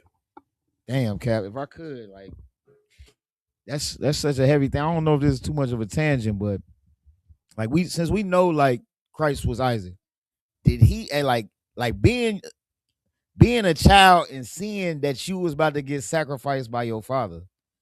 Like that's a whole nother level of like, damn, like my pops really like everything he talking about the Lord. He for real. He for real. He not a hypocrite. He not a Pharisee. My father is about this serving God stuff. Yeah, that's he did. Like, was that how he down? I guess how you said, like he was downloaded it. Like, okay, I know what I got to do now. Like, I gotta. Christ read them records and was like, I understand it now. I see what you want me to do. I see how serious this is to you. Go ahead. So like, could you use that as like a precept for, like, I have to take this cup, or like, yes. You know, yeah, because Christ didn't want to take the cup, and he was so mad that his disciples wouldn't suffer with him. He was like, just stay woke with me for a little bit while I go and pray. I just want y'all to bear the burden with me. I just need somebody to, as I'm praying, I need somebody to be like, man, my nigga up there struggling. I come back down, you be like, you good? That's all Christ wanted. All Christ wanted was a, you good? He come back, everybody sleep. He like, man, y'all couldn't even suffer with me for a little bit. He like, don't worry about it. Y'all ain't strong enough for this. They wouldn't have made it in the mafia. They wouldn't have made it. Because they couldn't do this. They couldn't do something simple. Keep going. It sounds brutal, but the logic behind it is something every entrepreneur needs to understand, deeply understand. A man who can live will eventually live. A man who hasn't risked anything will not fight when things get hard. A man who hasn't fought for anything, he will not fight for it when it gets hard. If you ain't risking nothing, if you ain't taking no risk, then when things get hard, you could just back out. You don't have nothing invest into this. What happens to you when you come into the truth? You get persecuted. You start to lose your friends, your family, your mama, your daddy, your uncle, your kids, your wife. Everybody start to leave. Everybody, you in a cult, you losing your mind, you ain't celebrating Christmas, you ain't eating pork, you just an evil, wicked. You lose everything. Christ is like, I see you. Okay. I'll give them back to you. That's nothing. That's a season. But you was willing to go through this season with me. Keep going. A man with one foot already at the door is not your partner. He's your temporary employee with a contract. Now, hear me carefully. I'm not telling you to do anything illegal. I'm telling you the cleanest version of this principle. The one that built every great company in history. Every big company. A real partnership requires that both sides risk something they cannot get back. Money is easy to risk. Money can be made again. The real risk is reputation, time, identity, comfort. The hours of your lives that you can't refund. The friends you'll lose betting on this idea. the image of yourself as a stable professional person. I have made the biggest mistakes of my career by partnering with people who risk nothing. The partners who stayed were the ones who burned the bridge behind them. People with no exit become the most powerful builders on earth. Not because Stop. The people with no exit become the most powerful builders. What's your exit? What's going to make you turn back? See, everybody, people come into the truth and they leave a little bridge over here so they can escape. They have a little ladder they can drop down and roll down and go and escape back into who they used to be. I always use a caterpillar and a butterfly because once a caterpillar goes into the cocoon, he has no exit. He can't turn back. He can't be a caterpillar or a butterpillar. He can't. Once he go into that cocoon and do that time, when he come out, he's stuck. You are stuck. When you come in here and you get that oil poured on your head and you say your name 3 times, you stuck. And you don't even know it. You think it's just a game, and I'm trying to help you understand that you are entering a covenant with the Lord. This is not a light thing. Do not take you getting your name in this place as if it's something light, because this is the secret place of the Most High. You shall dwell under the shadow of the Almighty in here. You think this is just some little place, and that's fine. But that's why a lot of times I don't even want to give people names for your own safety. You're like, but I didn't do my time. I done my 90 days. I'm ready for my name. You want a name so you can post it on Facebook. If you get 20 likes, you're gonna leave the truth. Why I ain't get 150 likes? You're gonna be mad. If you don't like your name, you're gonna leave the truth. Imagine coming to the school, getting a name you don't like, and then you like, oh, I don't like that name. That ain't it. That ain't what I thought my name was gonna be. And then the oil is on your head, still dripping, and you done made your mind up that you was gone. You know why? Because you haven't sacrificed anything yet. You haven't gone through anything. I'm telling you, don't play with the Lord. Keep going. Finish it. Colonel McCon, sir. They are trapped because they are committed. The world calls this risk. I call this the only honest signal of who is really with you. So next time someone asks you to be your partner, watch what they're willing to put on the table. If they risk nothing, they will give you nothing when things get hard. That's what Christ said. If you risk nothing, you'll give me nothing when things get hard. You'll run. You'll fold. What is your king telling you? Risk it all. Put all your chips in. Because a hireling, he gonna run. He gonna flee because he don't have no risk involved. Go ahead. If I could, Cap. So that's why John the Baptist will be least in the kingdom, because he wouldn't risk his reputation to follow Christ. John the Baptist had the biggest reputation to this day. In 2026, people are still getting baptized to this day. They are getting John's baptism still to this day. John was famous in the nation. Still to this day, he's the most famous. He couldn't give it up. You know how many people that he had loving him? John, oh John, oh John. You know what it didn't do? It didn't save him. John's head was offered up on a platter to a white woman. John's head was offered up to a white woman. You know why? For saying what was right. No man can buy thee. Nobody's going to save you from God. You think voting is going to fix it? Nobody's going to save you from God. What's going on in the earth? Why are we seeing all these things happening? God is doing it. That's who's doing it. The Lord is doing it and showing you in all these different scenarios that you can't run from him. He's showing you that, okay, you can defend yourself. Vengeance is mine. I will repay. Don't touch him. Run.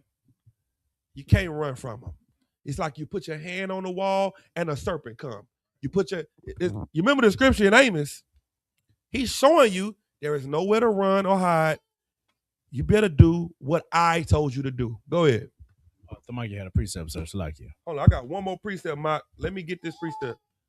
I gotta get this one because this is the one. Give me 1 Peter 5 and 2.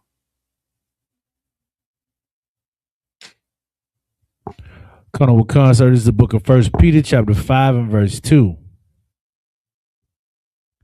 Feed the flock of God. What do you do? Feed the flock of God. You better feed the Lord's flock. Go ahead. Which is among you, taking the oversight thereof, not by constraint, but willingly, not for filthy lucre, but of a ready mind. This is your job in here. Take the oversight.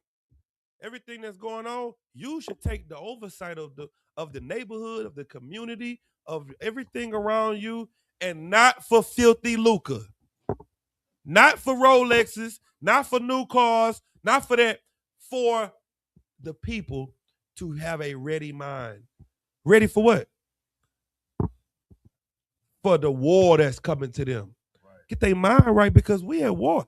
You think what they doing to our little young men and women, snatching our babies up and putting them in cages, deporting our brothers and sisters and stopping us from coming together, you think that's not a war tactic? You keep seeing all these events talking about black and brown, black and brown, black and brown. And now they start snatching the brown people away from the black, and you don't see that that's a tactic? You need to be ready of the mind. Keep going. Sir. Verse 3. Neither as being lords over God's heritage, but being examples to the flock. Don't take the example and don't be lords over the people. All right, now I'm the new lord over the people. This is what you better do. Send all your tax money to me. Give me. That ain't what your job is. Your job is to be an example. Your job is to show the people how God is real. How can you show them how God is real? All right, hey, how you doing, everybody? My name is Priest Cam. I used to sell drugs. I used to rob. I used to do this. Dang, me too. Dang, I used to do that too. And I ain't done that in over these many years. I used to do this and that, and you know, you can do it too.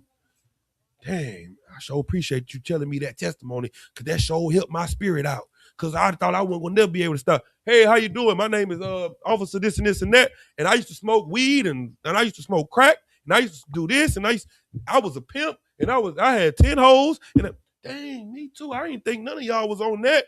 And I changed and I don't do none of that no more. What are you showing them? God. You are showing them the power of the Lord, and you're showing them how real the Lord is. That's your job, to be an example to the flock. Keep going. Sir. Verse 4. And when the chief shepherd shall appear, ye shall receive a crown of glory. When the chief shepherd, see, you are just a shepherd, but when the chief shepherd shall appear, he gonna see you in the example you've shown. He gonna put a crown on your head. And he gonna say, my good and faithful servant, you have been faithful over a few things, but now I will make you ruler over many. Keep going. Ye shall receive a crown of glory that fadeth not away. Verse 5. Likewise, ye younger, submit yourselves unto the elder. Yea, all of you be subject one to another, and be clothed with humility. For God resisteth the proud, and giveth grace to the humble. He like, listen, all you younger brothers that's coming into school, listen to the men over you. Listen to the men above you. And be humble. Not with pride. Not with, just trying to be over one another, but with humility, with brotherhood. That's what you should do. Keep going. Verse 6. Humble yourselves before humble yourselves, therefore, under the mighty hand of God, and that he may exalt you in due time. Humble yourself before the Lord, so the Lord will raise you up. Keep going. Casting what? Casting all your care upon him, for he careth for you. Giving the Lord your problems. That's what we do. We cast our cares upon the Lord. Now, let me show you what. Give me that video of the sister talking. Let me show you what our people got to go through. Let me show you. There is no place to run to get away from this. Listen to this, sister. Prosecutor. Let her talk. This was a legal lynching that happened in here today. Exactly what happened. We can't hear you. I said, as a former prosecutor, this was a legal lynching that happened in this slaughterhouse. This is a slaughterhouse. This is not. You know what she called this place? A slaughterhouse. Who goes into the slaughterhouse? Sheep. That's who going there. This is a slaughterhouse. Why? Why is she using this analogy of sheep? Because we have always been sheep led to the slaughter. This ain't nothing new. We are the people of God, and our shepherds have been leading us to the slaughterhouse for thousands of years. And we still don't realize that we are the people of God. We don't understand it. Keep going. Not a courthouse. We had no chance. This courthouse is designed when you would come here and you look like us to slaughter you. Absolutely. That judge intentionally sealed us from being able to have a legal right to see what the fuck was going on in this case for a motherfucking reason. Because first of all, you hear the language of this sister? You hear the vernacular? You would say, this ain't no 1960 vernacular. This ain't no 1950. You know what's starting to happen more and more with the people? People are angry. People ain't worrying about decorum no more. That's good. That is good. You know what God says about anger? He said, oppression maketh a wise man mad. That's what happened. And it said that a gift destroys the heart. You know what we don't want no more? Don't give me no money. Don't give me no gift. Don't give me nothing to kind of pacify my anger. I'm mad. That's what you better be. Or we're going to be standing in front of a courthouse for your kids.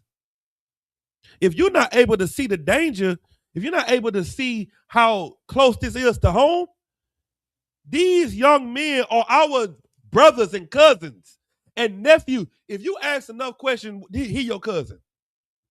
You be like, damn, you from where? Oh, damn, you ain't Shirley? What's your last name? See, she married and they changed her last name, but you really you my second. Damn, you know how small the world is. This is your family. But because it's not touching home, well, that show is hurt. That show is sad. What's happening? No.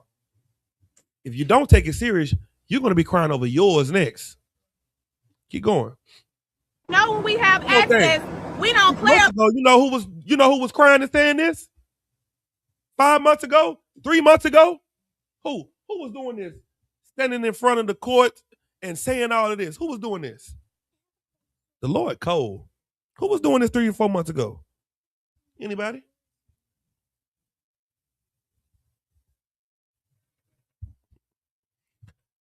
Mexicans. That's who was doing it.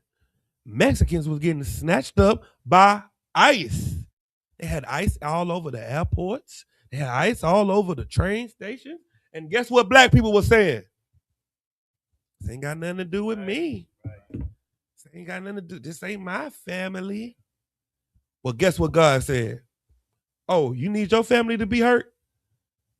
Give me the tribe of Judah. Oh, y'all don't care about Issachar and Naphtali and Ephraim. Ephraim lights was out. Manasseh lights is out. The Cubans lights was out all this time. The Puerto Ricans lights was out. And what we doing? Ain't got nothing to do with me. All right, no problem. Let me get the tribe of Judah up front. Keep going. About our people. So how do he silence us? He closed the fucking case so we can't see what the fuck is going on. Also, the reason he shut down black media from coming, he only had these white motherfuckers up in that courthouse so that they could tell the wrong fucking story about Carmelo Anthony. And they could tell the white story about the domestic terror, because that's what they were. Those twins are domestic racist terrorists. Make no motherfucking mistake. That judge fucked him. That prosecutor fucked him. There was no, as a former prosecutor, they did not meet their motherfucking burden. They did not prove intent. They did not prove it knowingly. But they had them white, dumb motherfuckers on their jury for a reason. When they pick their jury like that, that's designed because they know that their people are not smart as us. We can read through the bullshit. They follow their bullshit and believe what they say.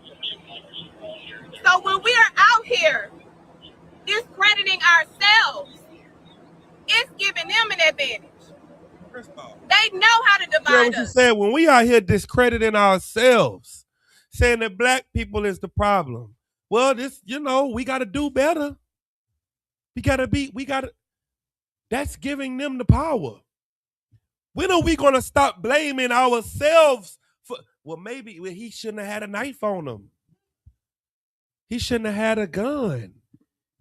Why do we keep trying to find a loophole so that everybody else could get away with doing what they want to do to us? Go ahead, sis. Salakia, sir, if I may. I remember they were doing that with Sandra Bland when whatever happened with her at that police station. They were like, well, why was she talking to him like that? George Floyd, same thing. Why everybody, there's always, they show you a picture of an old case, something that happened 10 years ago. Why did he had a old case, a pistol case? We keep discrediting ourselves, and it's giving them power over us. We got to say, the hell with that. I don't care if he had a knife on him. I don't care if he had a Uzi on him. He didn't pull it on you. I don't care what you got to say. We got to start being racist. That's what we're going to have to do. Don't worry about it. You don't want to be racist? Let's just wait till we standing up and crying for your job. Then let's see how liberal you'll be then. If we don't stand up and start to only care about our own people, all of us will be standing in front of a courtroom crying for not getting justice. That's what God is showing you. God is showing you that Deuteronomy 28 and 68 is still in play. No man shall save you. You can't vote your way out of this. You can't do anything to stop this because this is God's judgment. And it doesn't need a courtroom. God's judgment doesn't need a courtroom. Keep going. Colonel Wakana, sir. And that's through the court system. And they silenced us from the court system. They silenced us from having access. Had these people out here like a fucking Hunger Games to have access to a trial that set Carmelo up to have an unfair advantage. When you see that motherfucking prosecutor, ask him, why do he have a settlement with the civil case for harassing 7 white women at this fucking office? And they still employ him. Can I get some of that? He shouldn't even have a job. He shouldn't even have a job because he's a harasser. He has a job. Why? Because he's white. And everybody working there is his partners. Partners don't fire partners. You know why? Because they're what? What are they? What are they? Racist. That's why.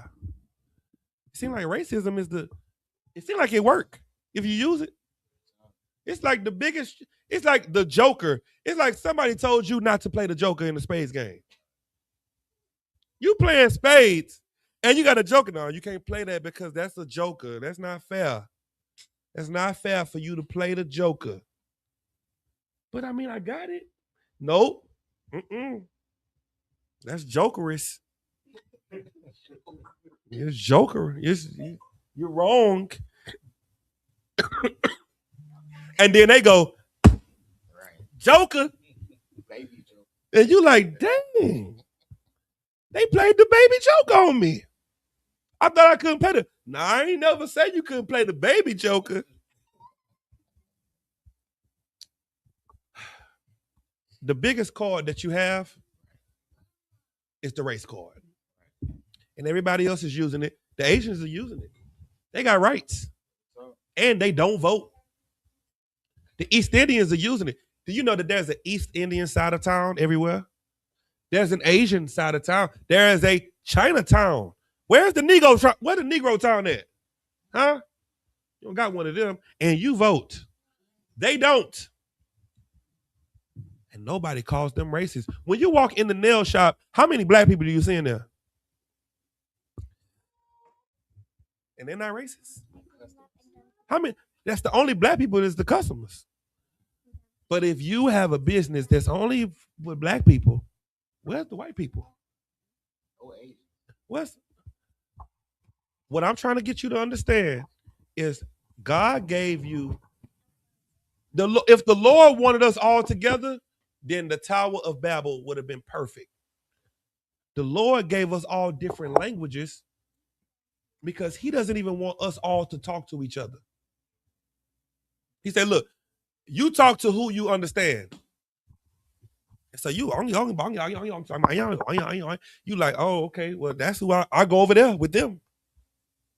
I said, hey, man, what's going down? Oh, I go over here with him. That's the Lord separated you because he never wanted us all together because he's smarter than you. Because if you put everybody together on top of each other, who carries all the weight? People at the bottom. So you know what the Lord do? The Lord gives everybody their own space. And because you're ignorant, you don't know how the Lord works. Give me Ezekiel 34. This is my last scripture. I'm done. 34:2. Colonel Wakan, sir, this is the book of Ezekiel, chapter 34 and verse 2. Mm-hmm.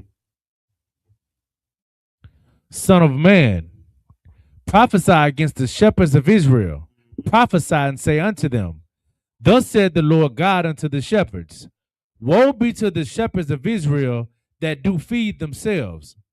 Should not the shepherds feed the flocks? Who was the shepherds supposed to feed? The flocks, not themselves. Imagine you a shepherd and all you doing is making sure you eat, and the sheep out there bye all day and night. They just hungry. But what you doing? Yeah, keep that money coming. You're a horrible shepherd. You're a horrible leader. Keep going. Colonel Wakan, verse 3. Ye eat the fat, and ye clothe ye with the wool. Ye kill them that are fed, but ye feed not the flock. You eat the fat, you clothe yourself in the best, but you don't feed the people that are really hungry. Keep going. Verse 4. The disease have ye not strengthened. You ain't strengthened the people that need strength. Keep going. Neither have you healed them that which was sick. Neither have you bound up that which was broken. Neither have you brought again that which was driven away. Neither have you sought that which was lost. But with force and with cruelty ye have ruled them. You did what? With force and with cruelty have you ruled them. You know what you have done though? You said $1,200. That ain't enough. Go back and get the rest of the money before you come up here. Shut the doors. Everybody shut the doors. That's what you said. You ruled over them. And you told them that what they've given is not enough. Keep going. Verse 5. And they were scattered because there is no shepherd.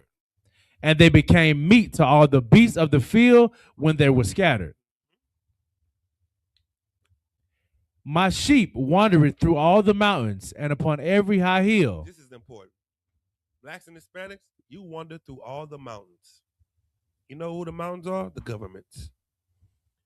The scriptures say, you look to the hill from which cometh your help, but your help cometh from the Lord. Your help doesn't come from Capitol Hill. Right. Your help doesn't come from Mars Hill. Your help doesn't come from the 7 hills or the mountains. the high governments. That ain't who you look up to. But that's where you're wandering. You're wandering amongst the governments of everybody. So now you in America, you in the UK, you're in London, you're in France, you're in China, you're all over the world looking for the right government to protect you. But my flock, what? Khan. But my flock was scattered upon all the face of the earth, and none did search or seek after them. Because the shepherds ain't looking for the people. Where do we set our schools up at? In the rich part of town? What do we set up at? We try to find the nearest homeless shelter. We're like, where are all the crackheads at? Okay, let's find a building right where the crackheads at. Why? Because we're seeking for the sick. We're looking for the diseased. We're looking for the blind and the lame and the people that nobody care about. That's who Christ taught. That's who he was looking for. That's who he had compassion on. Go ahead. Verse 7. Therefore, ye shepherds, hear the word of the Lord. As I live, said the Lord God, surely because my flock became a prey, and my flock became meat to every beast of the field, because there was no shepherd. Neither did my shepherds search for my flock, but the shepherds fed themselves and fed not my flock. That's what we've been seeing all over our community. We became a prey. Everybody eating off of us. Everybody getting rich off of us. And who's feeding them to who? We are being fed to them by the shepherds. They're like, hey, you need some good food? I got some right here. Negroes. Here you go. You need some good food? We give you some of these Mexicans. We give you some of these Puerto Ricans. There's some good food. I'm telling you, I'm eating off of them. You see me, huh? I'm shining. Boop, I got a new jet out there. Man, these niggas are sponsoring all that. Keep going. Verse 9. Therefore, O ye shepherds, hear the word of the Lord. Thus said the Lord God, behold, I am against the shepherds, and I will require my flock at their hand, and cause them to cease from feeding the flock. Neither shall the shepherds feed themselves any more, for I will deliver my flock from their mouth, that they may not be meat for them. Let me tell you what the Lord's doing right now. That's why we got to get out and we got to let everybody know. Verse 28. We got to let everybody know that the Lord is delivering you from the church. The Lord is delivering you out of Christianity and out of Islam and Egyptology and all of that. And now it's time to come home. It's time to come to the good shepherd. Keep going. Verse 28. And they shall no more be a prey to the heathen. To the who? To the heathen. Go ahead. Neither shall the beasts of the land devour them. You know why he called them the beasts of the land? Because when we were in the garden, the Lord called the other nations the beast of the field. And the Lord said that there was one beast that was more subtle than all the other beasts of the field. And who was that beast that was the most subtle of all the other beasts? The serpent. He was the most subtle beast of the field. Why were they beast of the field? Because we were in the pasture. We were in the garden because the children of Adam were of the flock. But everybody else outside the garden were the beast of the field round about the garden. Well, no more shall the what? No, Salakia. And they shall no more be a prey to the heathen, neither shall the beast of the land devour them. The beast of the who? The beast of the land devour them. Go ahead. But they shall dwell safely, and none shall make them afraid. Let me tell you something. Come up in the truth and serve the Lord. You don't got to be afraid of nothing. You don't have to worry about nothing because the Lord is going to provide all your needs. All you got to do is be in the right place. Right. The Isupk is the right place. We are the home of the truth. We do have the truth. Other Israelite groups say they don't have the truth. We don't say that. We got the truth. Right. We got it. So that's it. It's short or long? Sister says, Salakia, what's the difference between disciple and apostle? The disciples were followers of Christ. The apostles were followers of Peter. The apostles followed Peter, and they were. That's just the simplest way to put it. Next. Colonel Khan, brother said, can I get a breakdown of 1 Corinthians 6 and 18? I think we read it earlier. I don't know if he caught it though. Come on, what did it say? What's the question? Just general breakdown. 1 Corinthians 6 and 18. Flee fornication. Every sin that a man doeth is without the body, but he that committeth fornication. Read that. Colonel Khan, sir. Okay, next. That's it, sir. That's it. All right, with that, we're going to. Tamaki had a question? Mark, you got your hand up? Yeah, Colonel Khan, sir. I just kind of want to add to what you were saying, if you want to. Go ahead. All right, Colonel Khan. Can I get 1 John chapter 2 and verse 19? This is the book of 1 John chapter 2 and verse 19. They went out from us, but they were not of us. For if they had been of us, they would no doubt have continued with us. But they went out that they might be made manifest. They were not all of us. You understand? And that's kind of what we're going through when we see the John Baptist of the day. You understand? The false prophets and the Pharisees here today. Like they're not helping us. They continuously scattering the flock. And that's what's making the number so low, the 1/3. You understand? When even the disciples and apostles prayed that all Israel be saved. But there's no way in fact that they can all be saved unless they come under command of Johanna, sir. So like I just want to add that. Man, that's the truth. We are not affiliated with no other Hebrew Israelite group. That's the truth. All right. Give him a hand because let me tell you what makes it so true. Because everybody is looking for help. And what we're trying to do is stop people from unaliving themselves or self-medicating. Self-medication is what we call today drug addiction. And the only way to stop drug addiction is to give people hope. That's it. That's all they need. We're stronger than white people. We're stronger than everybody else. That's why they don't give you medicine. You get sick, what they tell you? Go take a nap. You be all right. You cool. But when a white man gets sick, they give him the strongest medicine. And he becomes a addict because it's too strong for him. What they tell you? Oh, you'll be all right. You'll be all right. You strong. They know that. They know that you're strong. And that's fine. But now what we're going to do is teach each other how not to be addicts. We're going to teach each other how to be men and women of the Lord and how to fight that lust to try to suppress the pain. The pain is good if you learn how to use it. You can use that pain and that frustration and that anxiety for something to benefit you and your family and your children. That's what we teach you. We teach you how to use this thing in you, or we teach you how to use your pain so that you don't become victim to it. That's our job. Yahaji, you got something to say? You good? Real quick, Cap, I was gonna say to what you were saying. You give a white man drugs, he get addicted. I know it was this one show I used to watch called Shameless, and it was a white man named Frank on there. He was like an old white man, and he would purposely get injured, or when he did get injured, and they gave him like morphine, opioids, methamphetamine, all the biggest, strongest drugs, and he would purposely injure himself to go back, and he got addicted, and he ended up dying from drug addiction. But us, we get ginger ale and some Neosporin, and we right back outside playing. Aloe vera plant.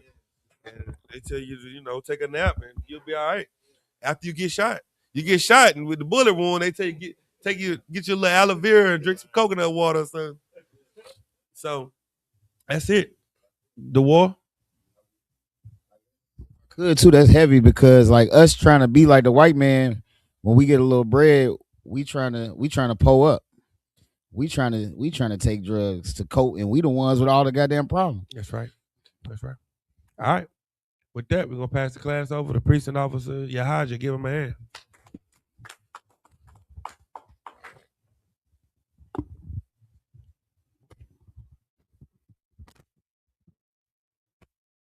We are the Isupk style of 1 West 125th Street, Harlem, New York. Rule for new brother and sister. When a new brother and sister come to the school, they are off limits for 6 months. They are to be saluted only. They are here to shed themselves of the world. If they need transportation, a teacher will arrange it. After 6 months, if a brother or sister has an interest in a particular person, he or she must get permission from the head to speak to a brother or sister. There's another 6 months in which the brother and sister will court each other. After this 6-month period, the brother and sister will get permission from the head to marry. Tithes, which is a commandment, which can be found in the book of Numbers, chapter 18, verse 21, and also in the book of Malachi, chapter 3, verses 8 through 10, means tenth in the Hebrew, ma'asherah, 10% of every penny or any increase the Lord gives you. Give the treasury department or teacher, priest fund, free will offering for priests, not mandatory. Upcoming holy convocations we have.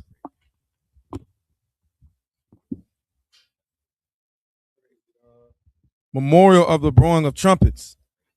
First day of the 7th month, September 11th, 2026. This can also be found in the book of Leviticus, chapter 23, verses 24 and 25. Remind Acumen Aqua to check the bulletin board in the hallway. If anyone wants to become a trooper in the school, to start wearing all black boots, shirt, pants, headband, and or scarf. This concludes the security announcements. With that, imagine you get courtesy salute. Men of Israel, Imam Shabbat, Imagine, Barak, Yahweh, Hashem, Yahshua, Bragatha, Yahya Matah, Saw, Imagine, Sister Stan, we'll give a courtesy salute to the sister. Men of Israel, Imagine Shabbat, Imagine, Barak, Yahweh, Shema, Hashem, Yahweh, Yahweh, Shema, Allah, Bahashem, Yahweh. What you just said was God watch over you in the name of Jesus. Yahya Matah, dismiss.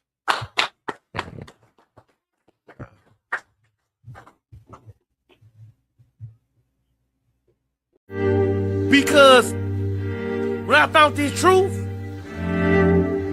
guess what happened? I put my birthday away. When I found this truth, I put the drugs away. When I found this truth, I quit whoring my sisters. When I found this truth,